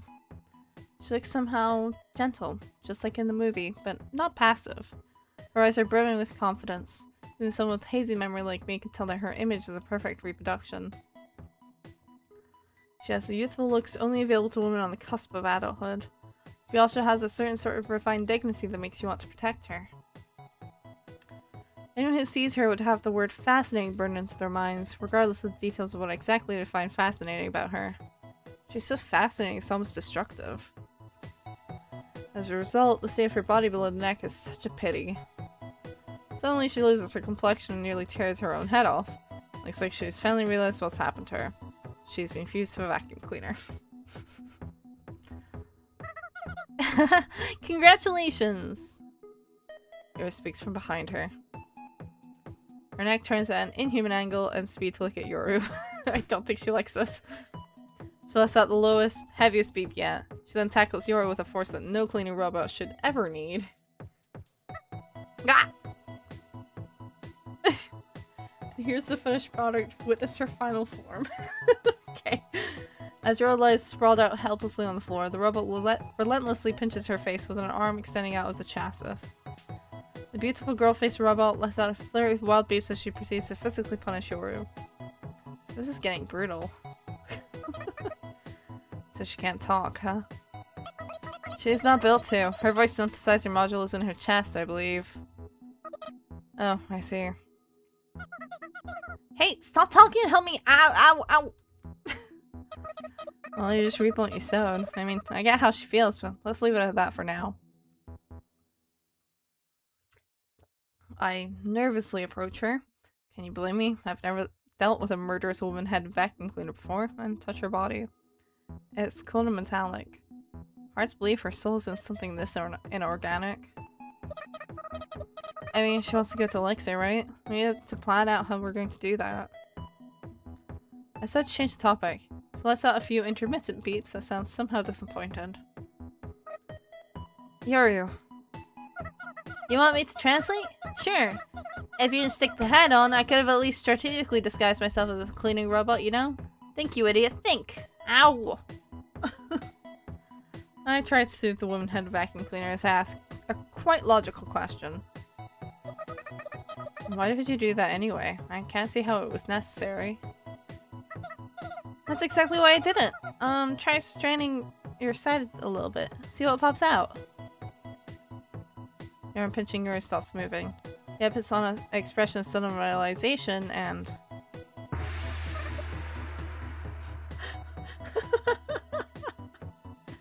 Whoa, watch it! Woohoo! Now try the other side. And lower left too. Your cheers. Robot beasts in response as arms armed with weapons pop out of the vacuum cleaner chassis. Each weapon more dangerous than the last. An electric saw, a blowtorch, and over-the-top machine gun, and I'm not sure what that green light emitting gun-shaped thing is, but you probably wouldn't want to touch it. Or maybe it's not a vacuum cleaner. What the hell did this girl do? Didn't you make that thing, Anya?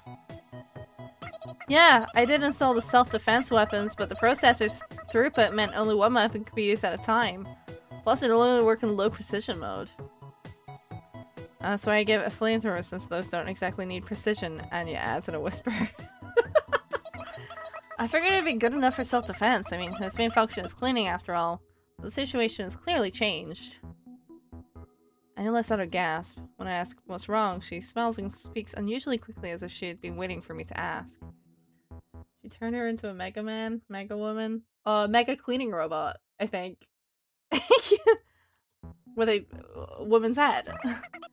The technologically advanced head Alec made is attached to it, so she's using the head's main processor.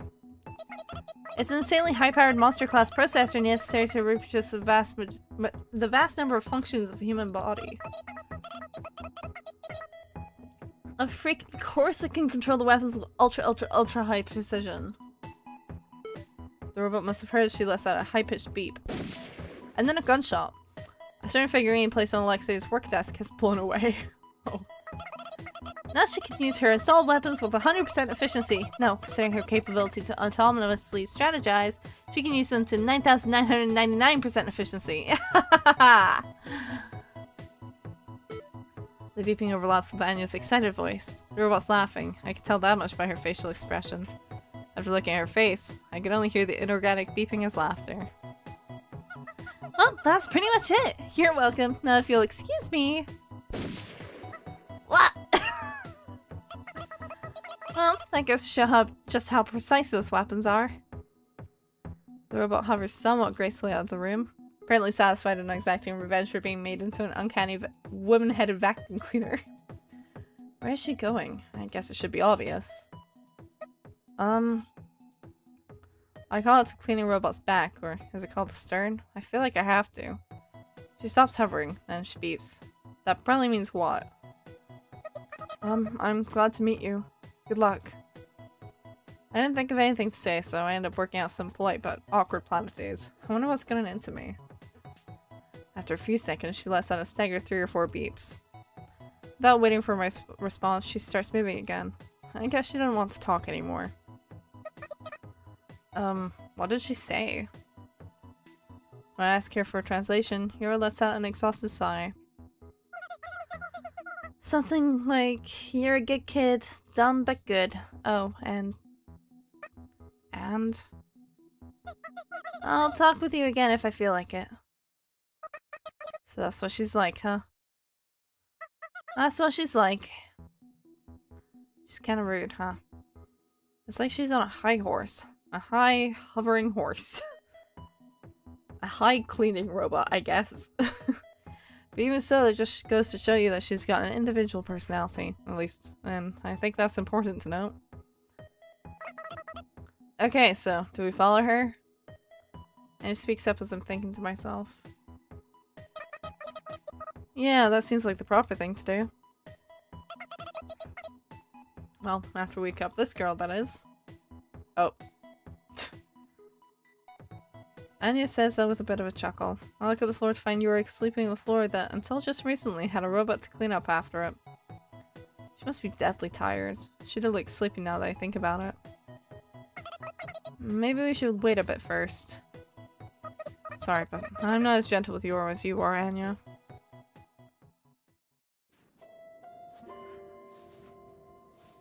She says, holding her, or carrying her on her back. Anya and I, with Yuri in tow, followed trail in snow left by the vacuum cleaner. The excess force of anti-gravity leaves a faint single line in stark contrast to the footsteps left by our bipedal walking. She must be heavy, huh? I think she's a normal weight. That's fine. Yuri was so tired I was unable to wake her up no matter how hard I tried. That's why I'm carrying her as we walk. But if you think about it, this might be for the best. Considering the difference in stamina between me and Anya, it'd probably be too hard for her. Anyway, it really feels like that vacuum cleaner has gone ahead in life, huh? Ahead in life? I know it's not exactly the right phrase, but that thing was originally going to be scrapped. Huh? That is so amazing. I may have mentioned this before, but Alec and I made that thing. I think I remember hearing that. You see, a famous rich person came to our workshop and commissioned a one-off vacuum cleaner. The offer was pretty generous, so due to certain circumstances, we ended up outsourcing the software to Alec. Had you met Alexei at all before that point? Nope. No, I don't have many personal connections, and his personality is like the embodiment of everything wrong with engineers, you know? I was a little worried if it'd be okay to work with him, but I've heard he does do his job properly. This Darko is carrying her wife. Ah! It is very cute. I like how she was like, sorry Anya, I'm not nearly as gentle with Yuri as you are, proceeds to carry her in like the most gentle way possible. Alexei certainly is a serious worker at heart, I think. He did go to work on time while we were at his house, but that might have just been a cover so that the church wouldn't find out. He was so skilled, it came as a shock even to me. When you're that skilled, I can kind of let a few personality flaws slide, I guess. He eventually opened up to me a bit, so I teased him about how overly serious he was at first. I just stopped walking and looked at me directly. Then he had the gall to say, I realized I could take it easy if you just didn't look at you as a woman, so I hit him with a wrench. She gestures the motion of hitting something with an object before letting out a cackle. He definitely is that sort of guy, huh? Yeah, so we finished the cleaning robe up, and as you'd expect, the customer demanded a retake as soon as they saw it. They wanted a more luxurious functionality, or a more chic design. A bunch of worthless complaining, basically. But business is business, so we asked if we could fix it with minimal adjustments, but... Anya, realizing that she had stopped walking, starts taking a few steps before continuing to talk, her eyes fixed ahead of her. Alec was there with us, and he suddenly burst into tears, saying, How cruel can you be? Oof. Oof, indeed. Makes you think he's fragile, right? That's what I thought too, but they said, How can you say that in front of her? Don't you care how she feels? He wasn't crying for himself. It's not like the vacuum cleaner had an AI at that point, did it? Of course not, but he seriously snapped at the lack of consideration for her feelings. That's crazy, right? He was crying too. Is there something wrong with his head? I think the man just empathizes with machines in a similar way as people like, there's people who personify, like, cars or boats, or just anything, really. People like pack bond to things really easily. And it talks the way a boy talks about a comic book hero, that is, without any kind of scorn, just admiration, trust, and praise. Furthermore, he said, getting up from his chair, this robot is like a child built by me and this other engineer. Do you insult children in front of their parents? Do you? Sounds like Alexei was shouting through the tears, indignant that the customer was mad when he was the one who should be mad instead. Anya continues. You dress so classy for someone who acts so trashy. The customer got mad enough to just leave without paying. I understand how he felt, but I'm impressed you could say all that. Can't say it was effective, though. Honestly, if it were me, I might have thrown hands. Alexei must have worked so hard. He probably devotes his whole body and soul for paid commissions. It's all just my imagination, of course, but based on everything I know about Alexei, I think I've got an idea of how he felt. I guess that must be what Anya likes about him. Several days after that, he said, I'll take good care of her. And bought it with his own money. We started talking once we'd see each other again for aftermarket service. So he's got some good sides to him after all, huh? He sure does. He's got way more bad sides, though. That said, this isn't really the time to talk about this, huh?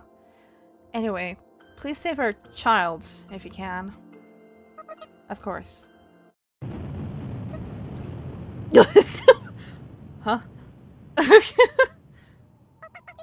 Oh snap, that girl just used more than 3 weapons at the same time, didn't she? We arrive at the explosion's epicenter to find a small crater. A little bit of the foundation remains of what appears to have been an annex close to the church. I bet a lot of things have happened here. More than I could possibly imagine. Is she not supposed to use more than 3? Well, while the generator might be under control, the limiter becomes ineffective under heavy load. I mean, look, she's using the same energy source as the car we all rode on that one time, after all. It's peaky, but powerful, you know? You don't even need to charge it. So when the car we were riding on exploded, it must have left a crater like this too, huh? Anya gasps. I fall behind her while carrying Yuri, who's still asleep. I follow Anya's gaze and find what caught her attention.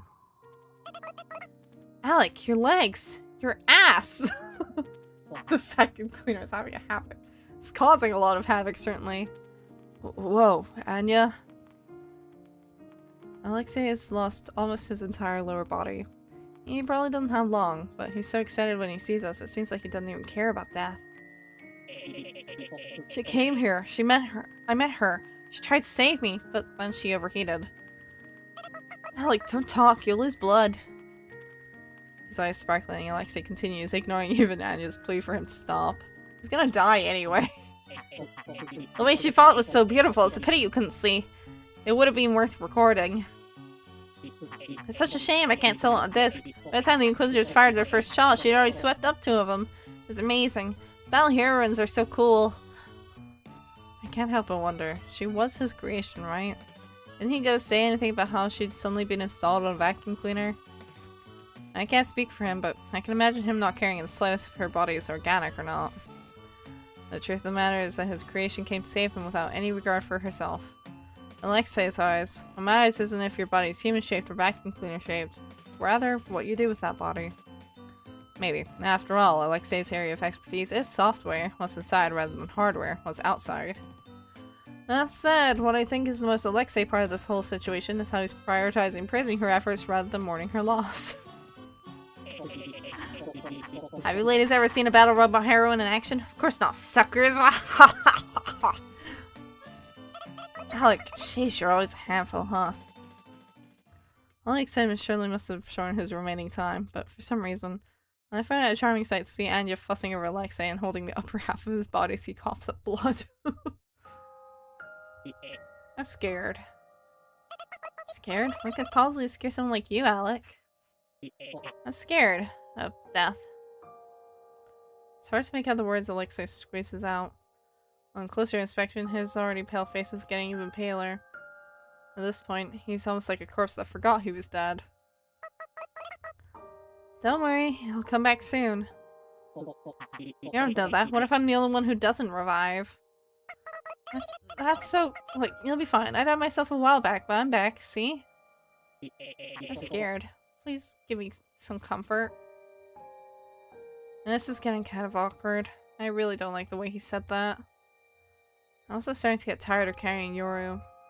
We finished what we came here to do, so I wish Alec would just hurry up and kick the bucket already. Men want women to be a mother figure for them, especially in times of weakness. If Anya acts like a mother now, this could be your big chance. Whoa, you're awake?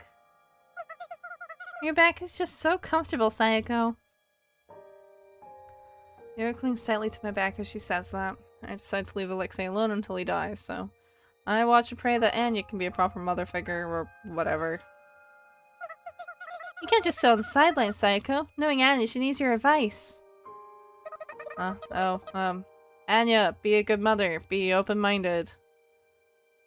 Huh? Mother? What are you talking about? They say if you act motherly when a man is weak, he'll fall for you. Motherly? I don't know what that means. Alexei murmurs something, but his voice is too weak. Anya asks him to repeat himself, and he speaks up a little more clearly. What's your face? The blonde one? Huh? You mean Pacifica? What about her? You can't pull it off, Anya, but I think Pacifica could give me some comfort. She seems so reliable, like a mother who's usually strict, but will gently tuck you into bed when you catch a cold, so wah! I've been waiting for him to finish, Anya hurls Alexei's half-body into the crater. Alexei's already lightweight body has been cut in half, so it should be easy to throw him, even for someone small like Anya. I can hear Alexei's body sliding down the slope of the crater. Whoa, he really fell for you! Into the hole! Can you quit joking around and get off of me? Anya urges us to move on right as I manage to shake off Yoru. Let's go. A crowd's starting to form. When I look around, the crowd's still thin, but ghosts are starting to gather around to see if everything's okay. Some of them must be church followers, too. In any case, I don't want to stay here too long. What's with all the explosions lately? When I hear the crowd of ghosts having conversations like these, I can't help but smile wryly. There have been a lot of explosions as of recent, haven't there? I think, has every episode had an explosion in it? I think every episode has had an explosion in it. So they had the car blowing up at the end of episode 1, right? And then, what happened in episode 2?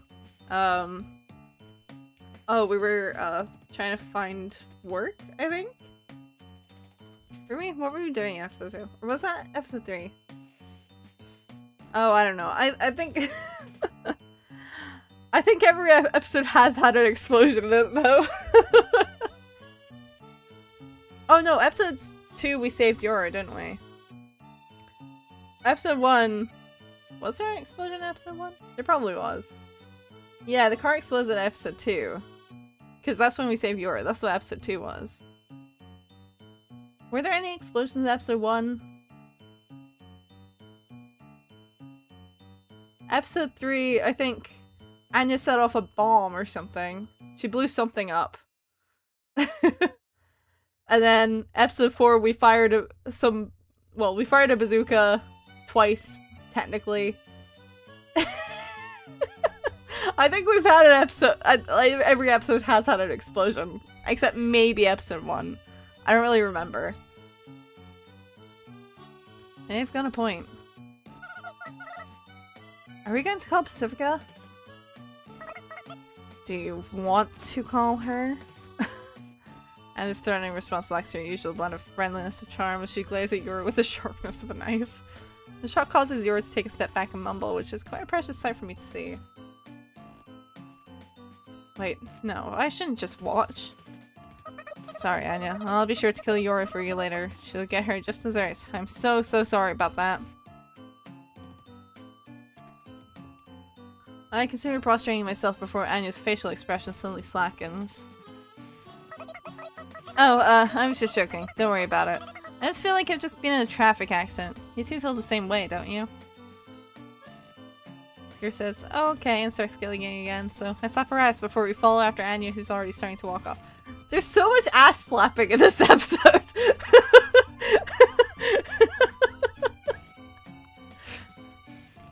a strange amount of touching each other's butts.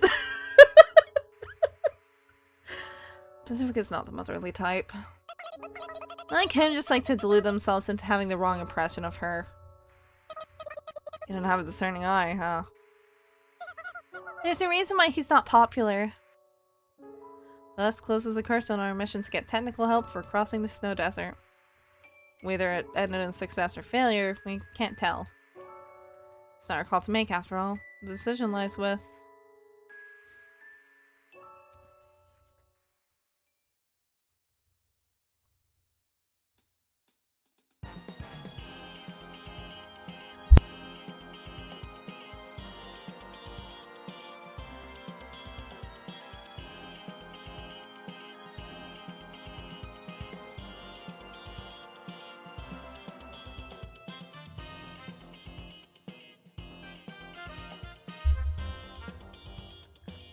Yeah, episode 5 finished, but wait, there's more.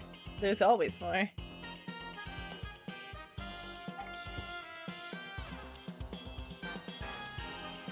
But I could take a good sip break.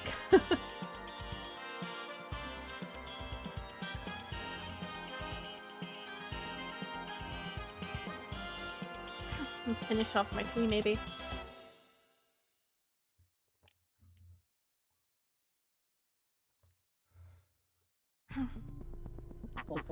Thank you all for gathering today.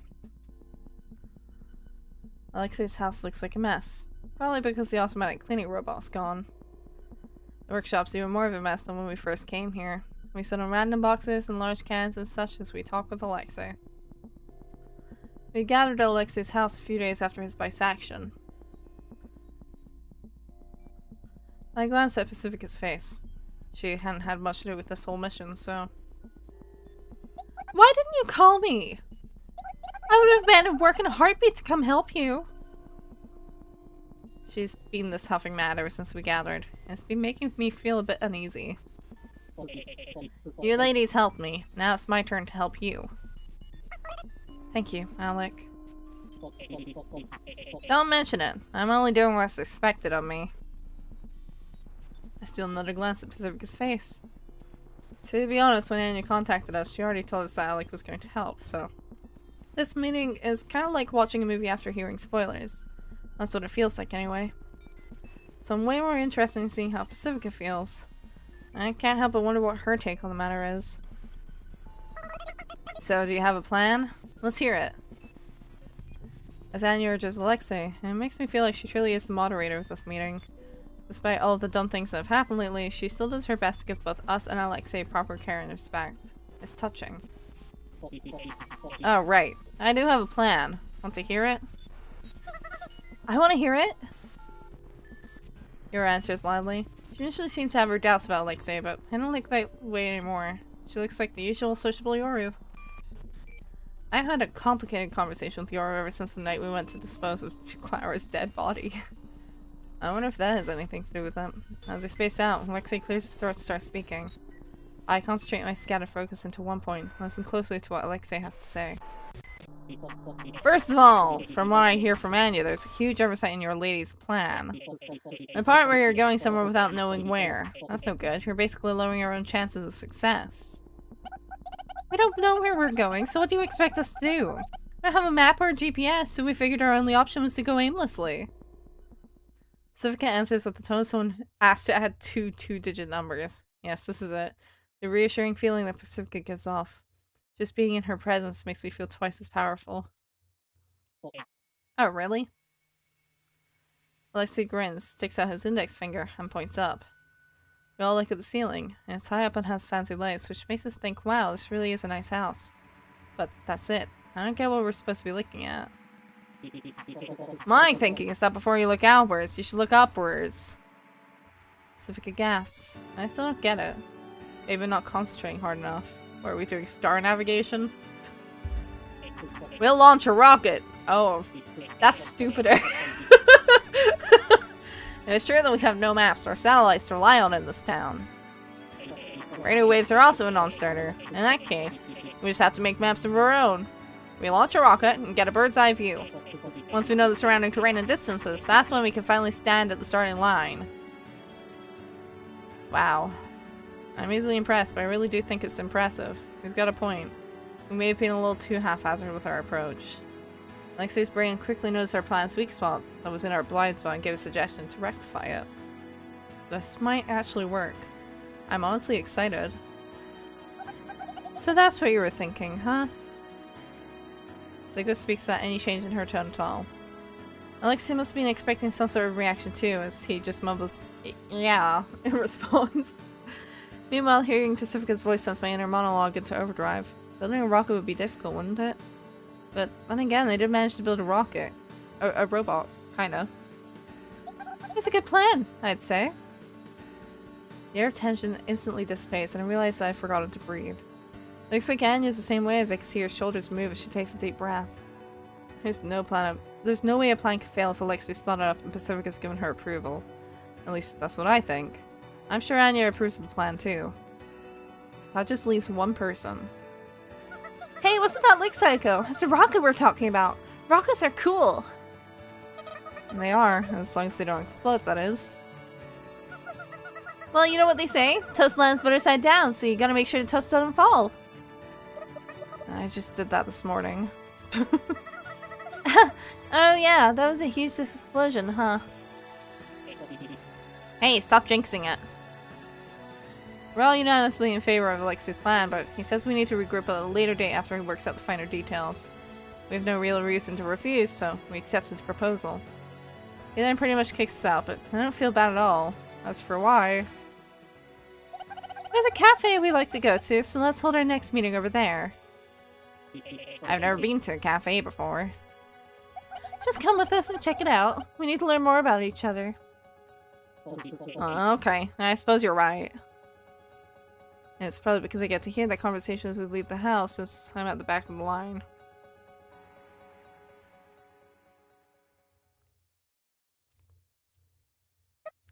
When I speak up, Alexei quietly offers me a seat, acting as if he knew I wanted to talk.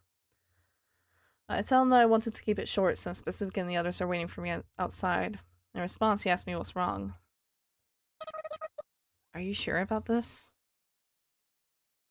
Obviously, I'm referring to how the life Alexei was trying to bring into this world came to an abrupt end. In the end, she couldn't use the body you worked so hard to create, and she even broke the body she did end up using, and now she's gone. I think we failed you, so I didn't expect you to help us. If you do think we failed and are still helping us out of a sense of obligation, then... Why so negative, though? Who are you, me? Alexei laughs out loud after saying that. I'd rather not listening to him guffawing for another second, so I press him to continue. Please don't mock me. I want it to be helpful in the end. Well, yeah, I definitely had regrets when I had my lower half blown off. For one, I regretted asking ladies for help. Do you remember what happened back then? How Anya looked after you? A little bit. You were there too, weren't you? Honestly, my memory's a little hazy. Did I say something strange? No, not really. Please continue. I woke up at the garbage dump and, yeah, that's not actually that big a deal, huh? Easy peasy. Then I went home. There was evidence that someone used my workshop. I knew right away that was your roommate. Well, yeah. That's when I did a system check and I found a letter from her hidden somewhere in the server. That's when I knew the experiment was a success. Oops. Don't know anything. Please. I don't know if I should ask, but what did the letter say? Alexei says, oh, it's nothing really, before continuing to tell me anyway. She said, obviously don't even think of trying to make another me. That should go without saying. Oh, that's nice. The last thing she told me was that I was dumb, so that sounds like a believable letter. That said, I feel like she's got a surprising amount of love for Alexei. At least that's the impression I got from what little time I've spent with her. Nice? Alexei looks at me with his eyes popped wide open. Sorry, as I stumble with my words, his face starts to warp in ecstasy. I want to get out of here. I guess he really is a dreadful person after all. Moe! God fucking damn it. Creep alert, yeah. Huh? That was incredibly moe, you know. I'm glad you came. That's a word from your home country, right? She started with obviously and ended with that should go without saying. Really re-emphasizing her point, you know. There's a cliche among advanced AI heroines, but that's what makes them so classic, you know? You really do need counseling soon. This is what moe means, right? It's gonna be. I won. In your face, suckers. Who did you win against exactly? Every otaku who's ever dreamed of romance with an artificial intelligence. Here's the hammer. Yeah. Bonk. Congratulations. This is what the world was meant for. Please learn social skills. Was it really romance though? It was familial love or something, but then again, I could just imagine you were saying what men perceive as romance isn't necessarily romance while giving me a thumbs up. I see. Makes sense. Are you going to remake her once things have calmed down? What kind of jerk would see something like that and have the gall to think they could make a sequel? And let a small sigh of relief. Alexei's motivations may be beyond my grasp, but at least he's not completely unreasonable. I gained or lost here was both life and death. I was able to create both. I may have been excommunicated by the church, but it looks like I've been spared by God, for now. Also, someone is encouraging to make fan art of Alexei. Despite his triumphant words, Alexei's face quickly darkens. I thought he had long since stopped caring about reproducing God's work. To create life is to have ambitions for the future. To create death is to obtain a certain sort of repose. As I created her, I thought I could help out Ghost in that regard. I was conceited. Yes, he did indeed mention that when he was creating her. But now that I've lost her, I realize that death is sad. I can't ever see her again. I can't ever reclaim her. Why is my model freaking out? What are we doing? Okay. I don't know why I started doing that. Whatever. I can't ever reclaim her. I can't even thank her for all she's done. It makes me want to be a hero. Or I don't know what I was supposed to say. But I'm not in enough pain to actually die. We're not designed poorly enough that we die just because of that. Well, but then again, we don't die for any reason, TBH. I think about her before I sleep, even though I know I can't sleep when I think about her. When I finally do go to sleep, I dream of her. And each time I wake up, I feel despair. Somehow, I just know that this will continue forever. Alexei is truly grieving. It's disorienting how much it feels like someone actually died. I feel like I've lost someone close to me once in the far distant past, too. No idea who or when that was.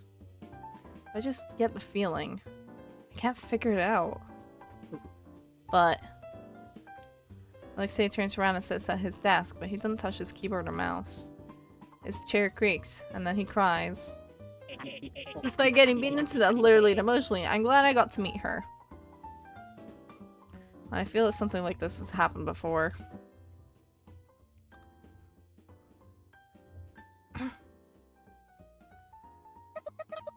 I'm just guessing here, as a woman just like her, but I'm pretty sure I did something similar back then, too. Just as she was special to you, I feel like you were special to her. I'm sure she was glad she got to meet you.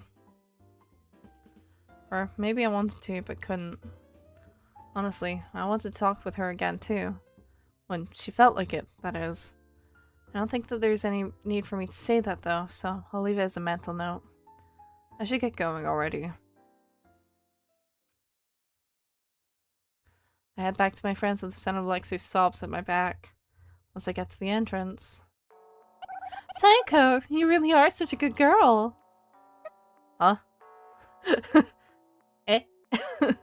Pacifica embraces me with tears welling in her eyes. What you said was so touching, Psycho. So tear-jerking. What's your secret to delivering such iconic lines? Do you take notes or something? And he gives me a round of applause. Alex said it was romance, but what men perceive as romance isn't necessarily romance, you know?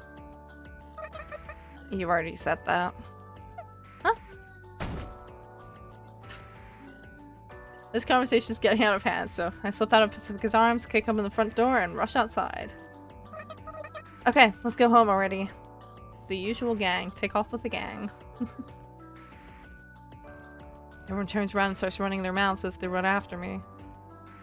I'm not comfortable leading the group, so I let Pacifica take the lead.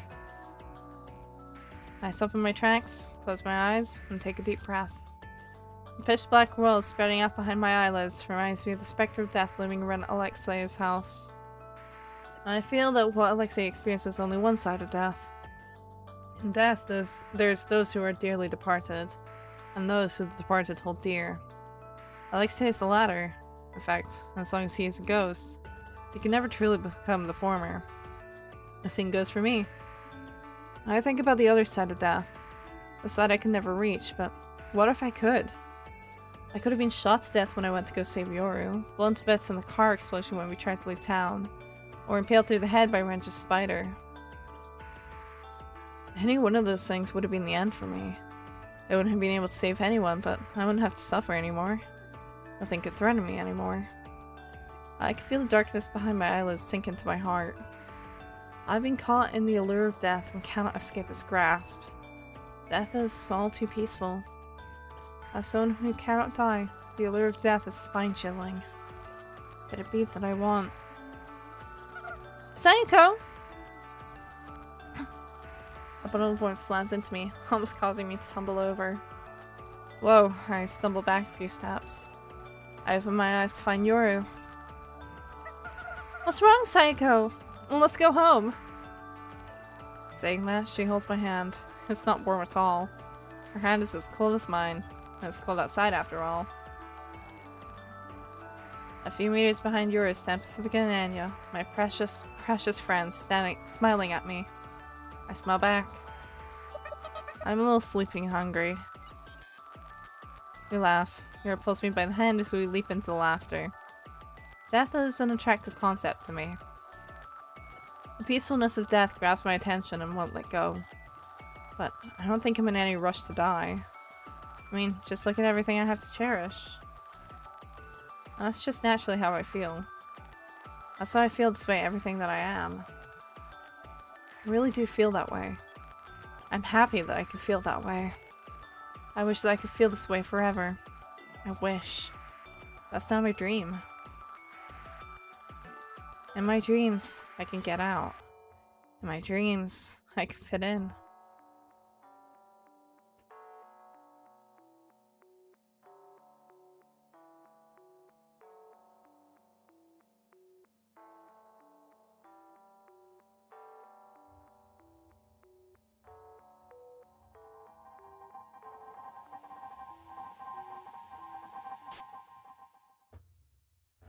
Another Yoru.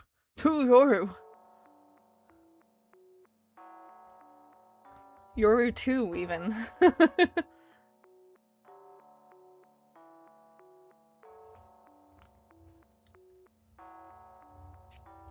that's the end of season 1.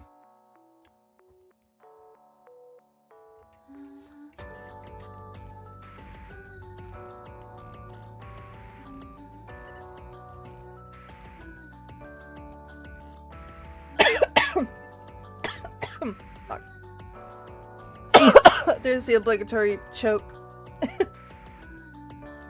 I'll lose more. The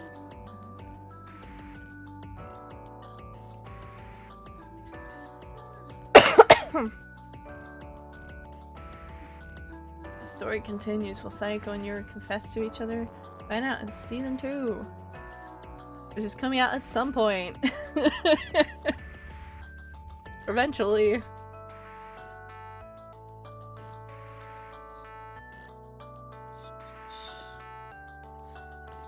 Yeah, break coming during the credits is probably decent timing.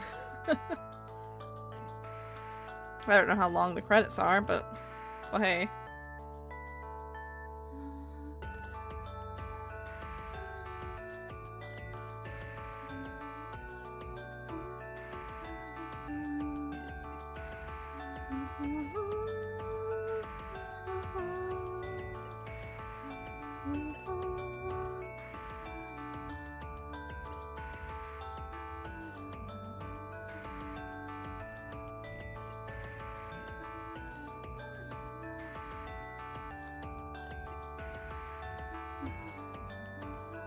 Yeah, they really have a one animator for these? I guess that makes sense, actually. Yeah. Never mind, actually, that makes sense. I love how the cast are question marks despite this being like Animal Crossing.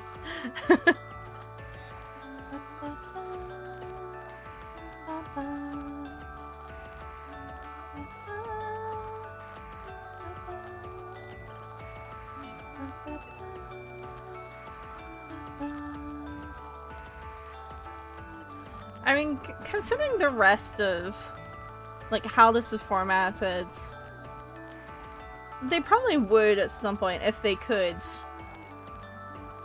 I'm sure they would get voice acting if they were able to. Because it's given that they're very much going for, like, this is essentially an anime but just in a visual novel format. Yakaza's published games are amazing, to be honest. Off the top of my head, I don't know what they've published.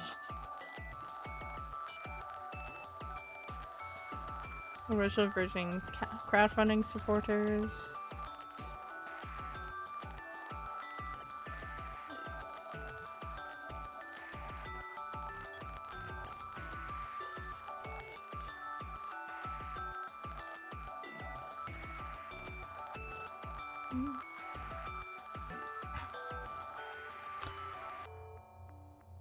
I guess while we're listening to the credits, I do have something to bring up for stream tomorrow. I've mentioned it a bit, but I do want to talk about it a bit. It's nothing serious, by the way, just to be clear. Just to be very clear, it's not like a serious thing. I just want to talk about it.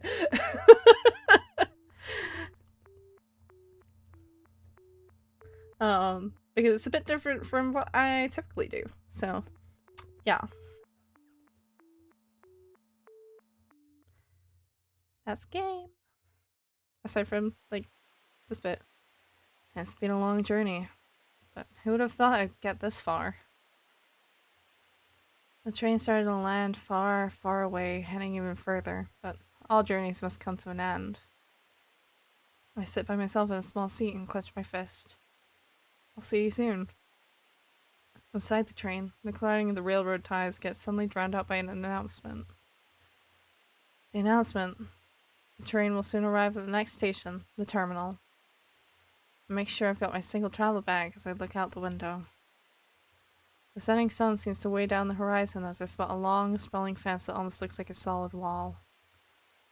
I've heard many times before that this town was surrounded by a fence, so I already knew about it. She's on the other side of that fence. Just thinking about it makes my heart feel like it's on fire. I've had to sacrifice so many things in order to come here. But that just makes the journey all the more valuable. It feels like the whole world has existed solely to lead up to this day. I think those thoughts as I watch the town's perimeter fence slowly approach. It's dark by the time I get out of the station. A cold breeze blows and I suddenly want to go home. This is a ghost town. It's certainly lonely enough to have earned that name. Despite my reluctance, I quickly remember why I came here. To fulfill her wish. It's a promise I have to keep. I whisper to myself. I've come to see you.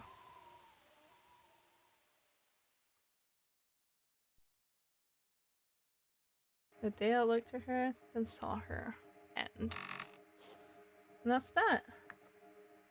Like the segment, probably Psycho went to this town, I guess. Yeah, no, I think... Oh, that's... Thank you for reading. Thank you for reading through the end. Please look forward to the story's continuation. That's some nice art. It's a very different style.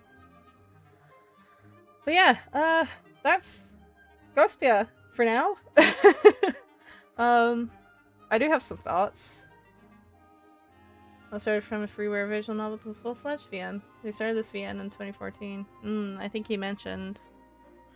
Yeah, I was looking into how development's going for season 2, and it was basically they paused to deal with like the full release and promotion for a couple of years, and then yeah, Really great stream. I wonder what game will be suggested on Discord. So the next visual novel that we're going to be playing is Paranormal Sight 2, The Mermaid's Curse. Or, well, I say Paranormal Sight 2, but... it's Paranormal Sight, The Mermaid's Curse. Because I adored Paranormal Sight, and I am absolutely playing the sequel. I do have an idea for the next RPG I'm going to be playing. I'm aware Shadow's live. I don't think I'm gonna be raiding him today because I have someone else I want to raid. Or I have a couple of people that I want to raid. I need to check if one of them is on. But one of them has just come live, so I think we're probably gonna be doing that one. Let me switch over to the chatting screen actually. So we are gonna chat for a bit.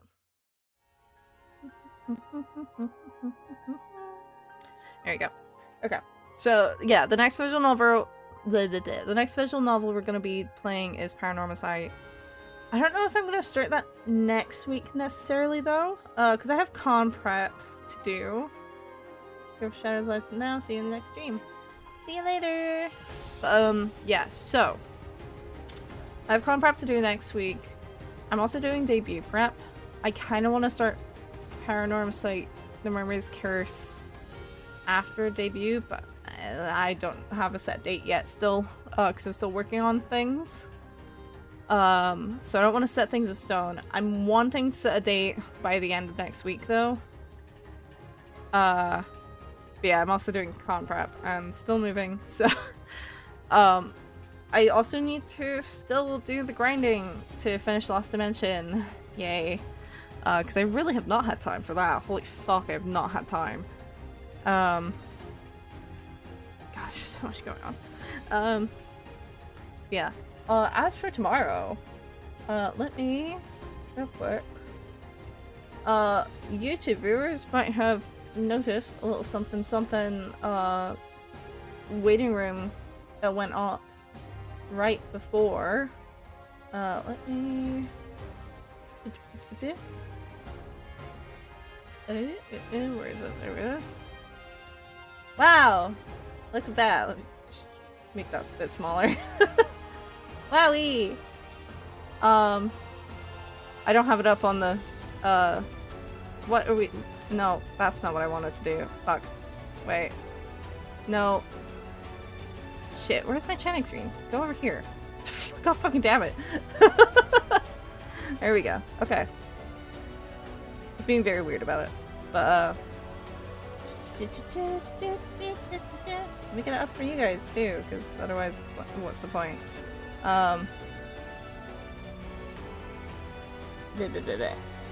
This is going to be tomorrow night's stream. Husky is doing a follower-a-thon. He was supposed to start tonight, but he's delaying it to tomorrow. So I will be kicking it off. Yippee! I'm gonna be introducing him to Final Fantasy XIV for the first time. Woohoo! Woohoo! Woohoo! Yeah. It's going to be his first time. He knows pretty much nothing.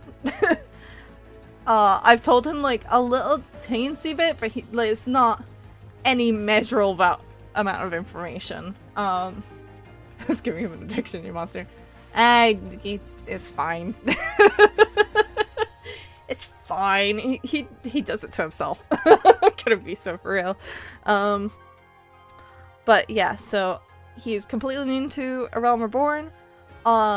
Completely new to Final Fantasy XIV in general. Literally knows nothing about Final Fantasy as a series. And yeah, that was gonna be at my usual time, 9 PM BST. It's gonna be kicking off his follower-a-thon. We're presumably gonna have a shared chat. So, very importantly, for anyone in here who has played Final Fantasy XIV, even if it's just ARR, no spoilers, okay? I'm gonna make sure it's in the title to not give any spoilers on the Twitch chat. I don't care as much on the YouTube stream, because he won't have a shared chat on that. He doesn't stream on YouTube. But Twitch chat, 0 spoilers, absolutely nil, okay? I'm giving him as little information as possible because I want him to enjoy it on his own terms. It's not gonna be like a tremendously long play session probably. Although he has a very loose schedule, so we're going for roughly 4 hours, but It might end up being longer. I don't know. We'll see. I've planned out for 4 hours at least on my end, but we might just go until we feel like it. So yeah, that's 9 PM BST tomorrow.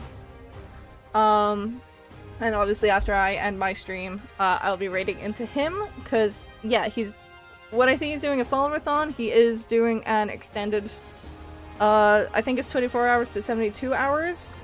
He's pushed it back from tonight because he's really tired, which is not a good start. Oh, let me get a sip of the stretch.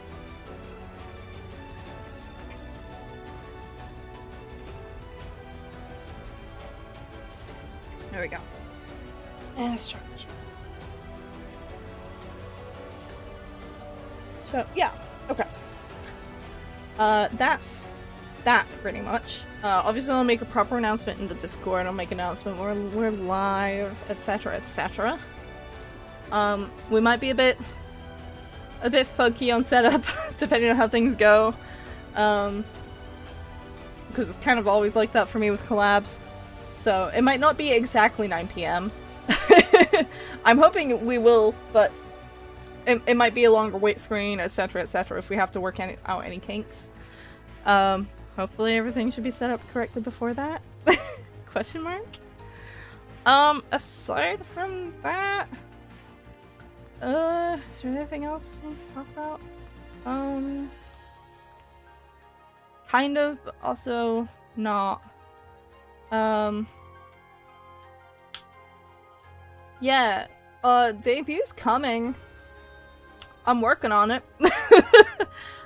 Currently I'm hoping for the week after next. At some point. So, yeah, that's my current aim. But I don't have a set date. I have made a thumbnail for it, but I'm still working on things. I don't want to set a date too early when my time is already kind of weird. We might be doing more one-off streams next week, I guess. Because yeah, I don't really want to start Paranormal Site 2 necessarily. I want to kind of do that with my new model. Is there anything else?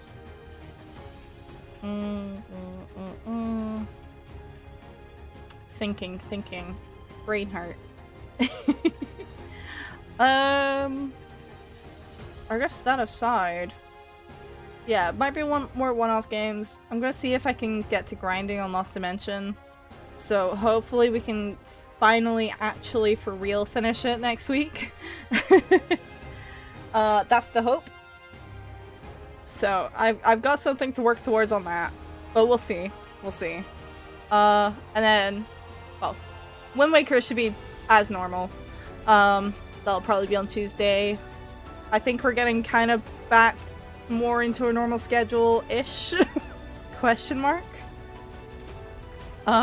Anyway, that aside, let me go grab our raid target. So there's Somni and there's Cyber, but who I mostly want to raid into is it's either Cyber or Somni. But Cyber is running D&D, which I think might make it a little difficult, but I also don't get to raid Cyber very often. I think I've managed to raid him once, and that's been about it. Yeah, I think we'll raid it Cyber. That sounds good, I think. That was my thought. Right now they're on the be right back screen on Cyber's end. I think he's sorting some stuff out, but they have voices on. So yeah, I'm gonna send you guys Cybergoo's way.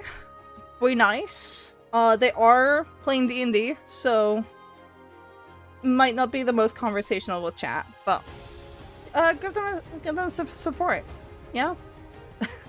And I'll see you guys tomorrow with Final Fantasy XIV with Husky. Okay? Okay. Bye-bye!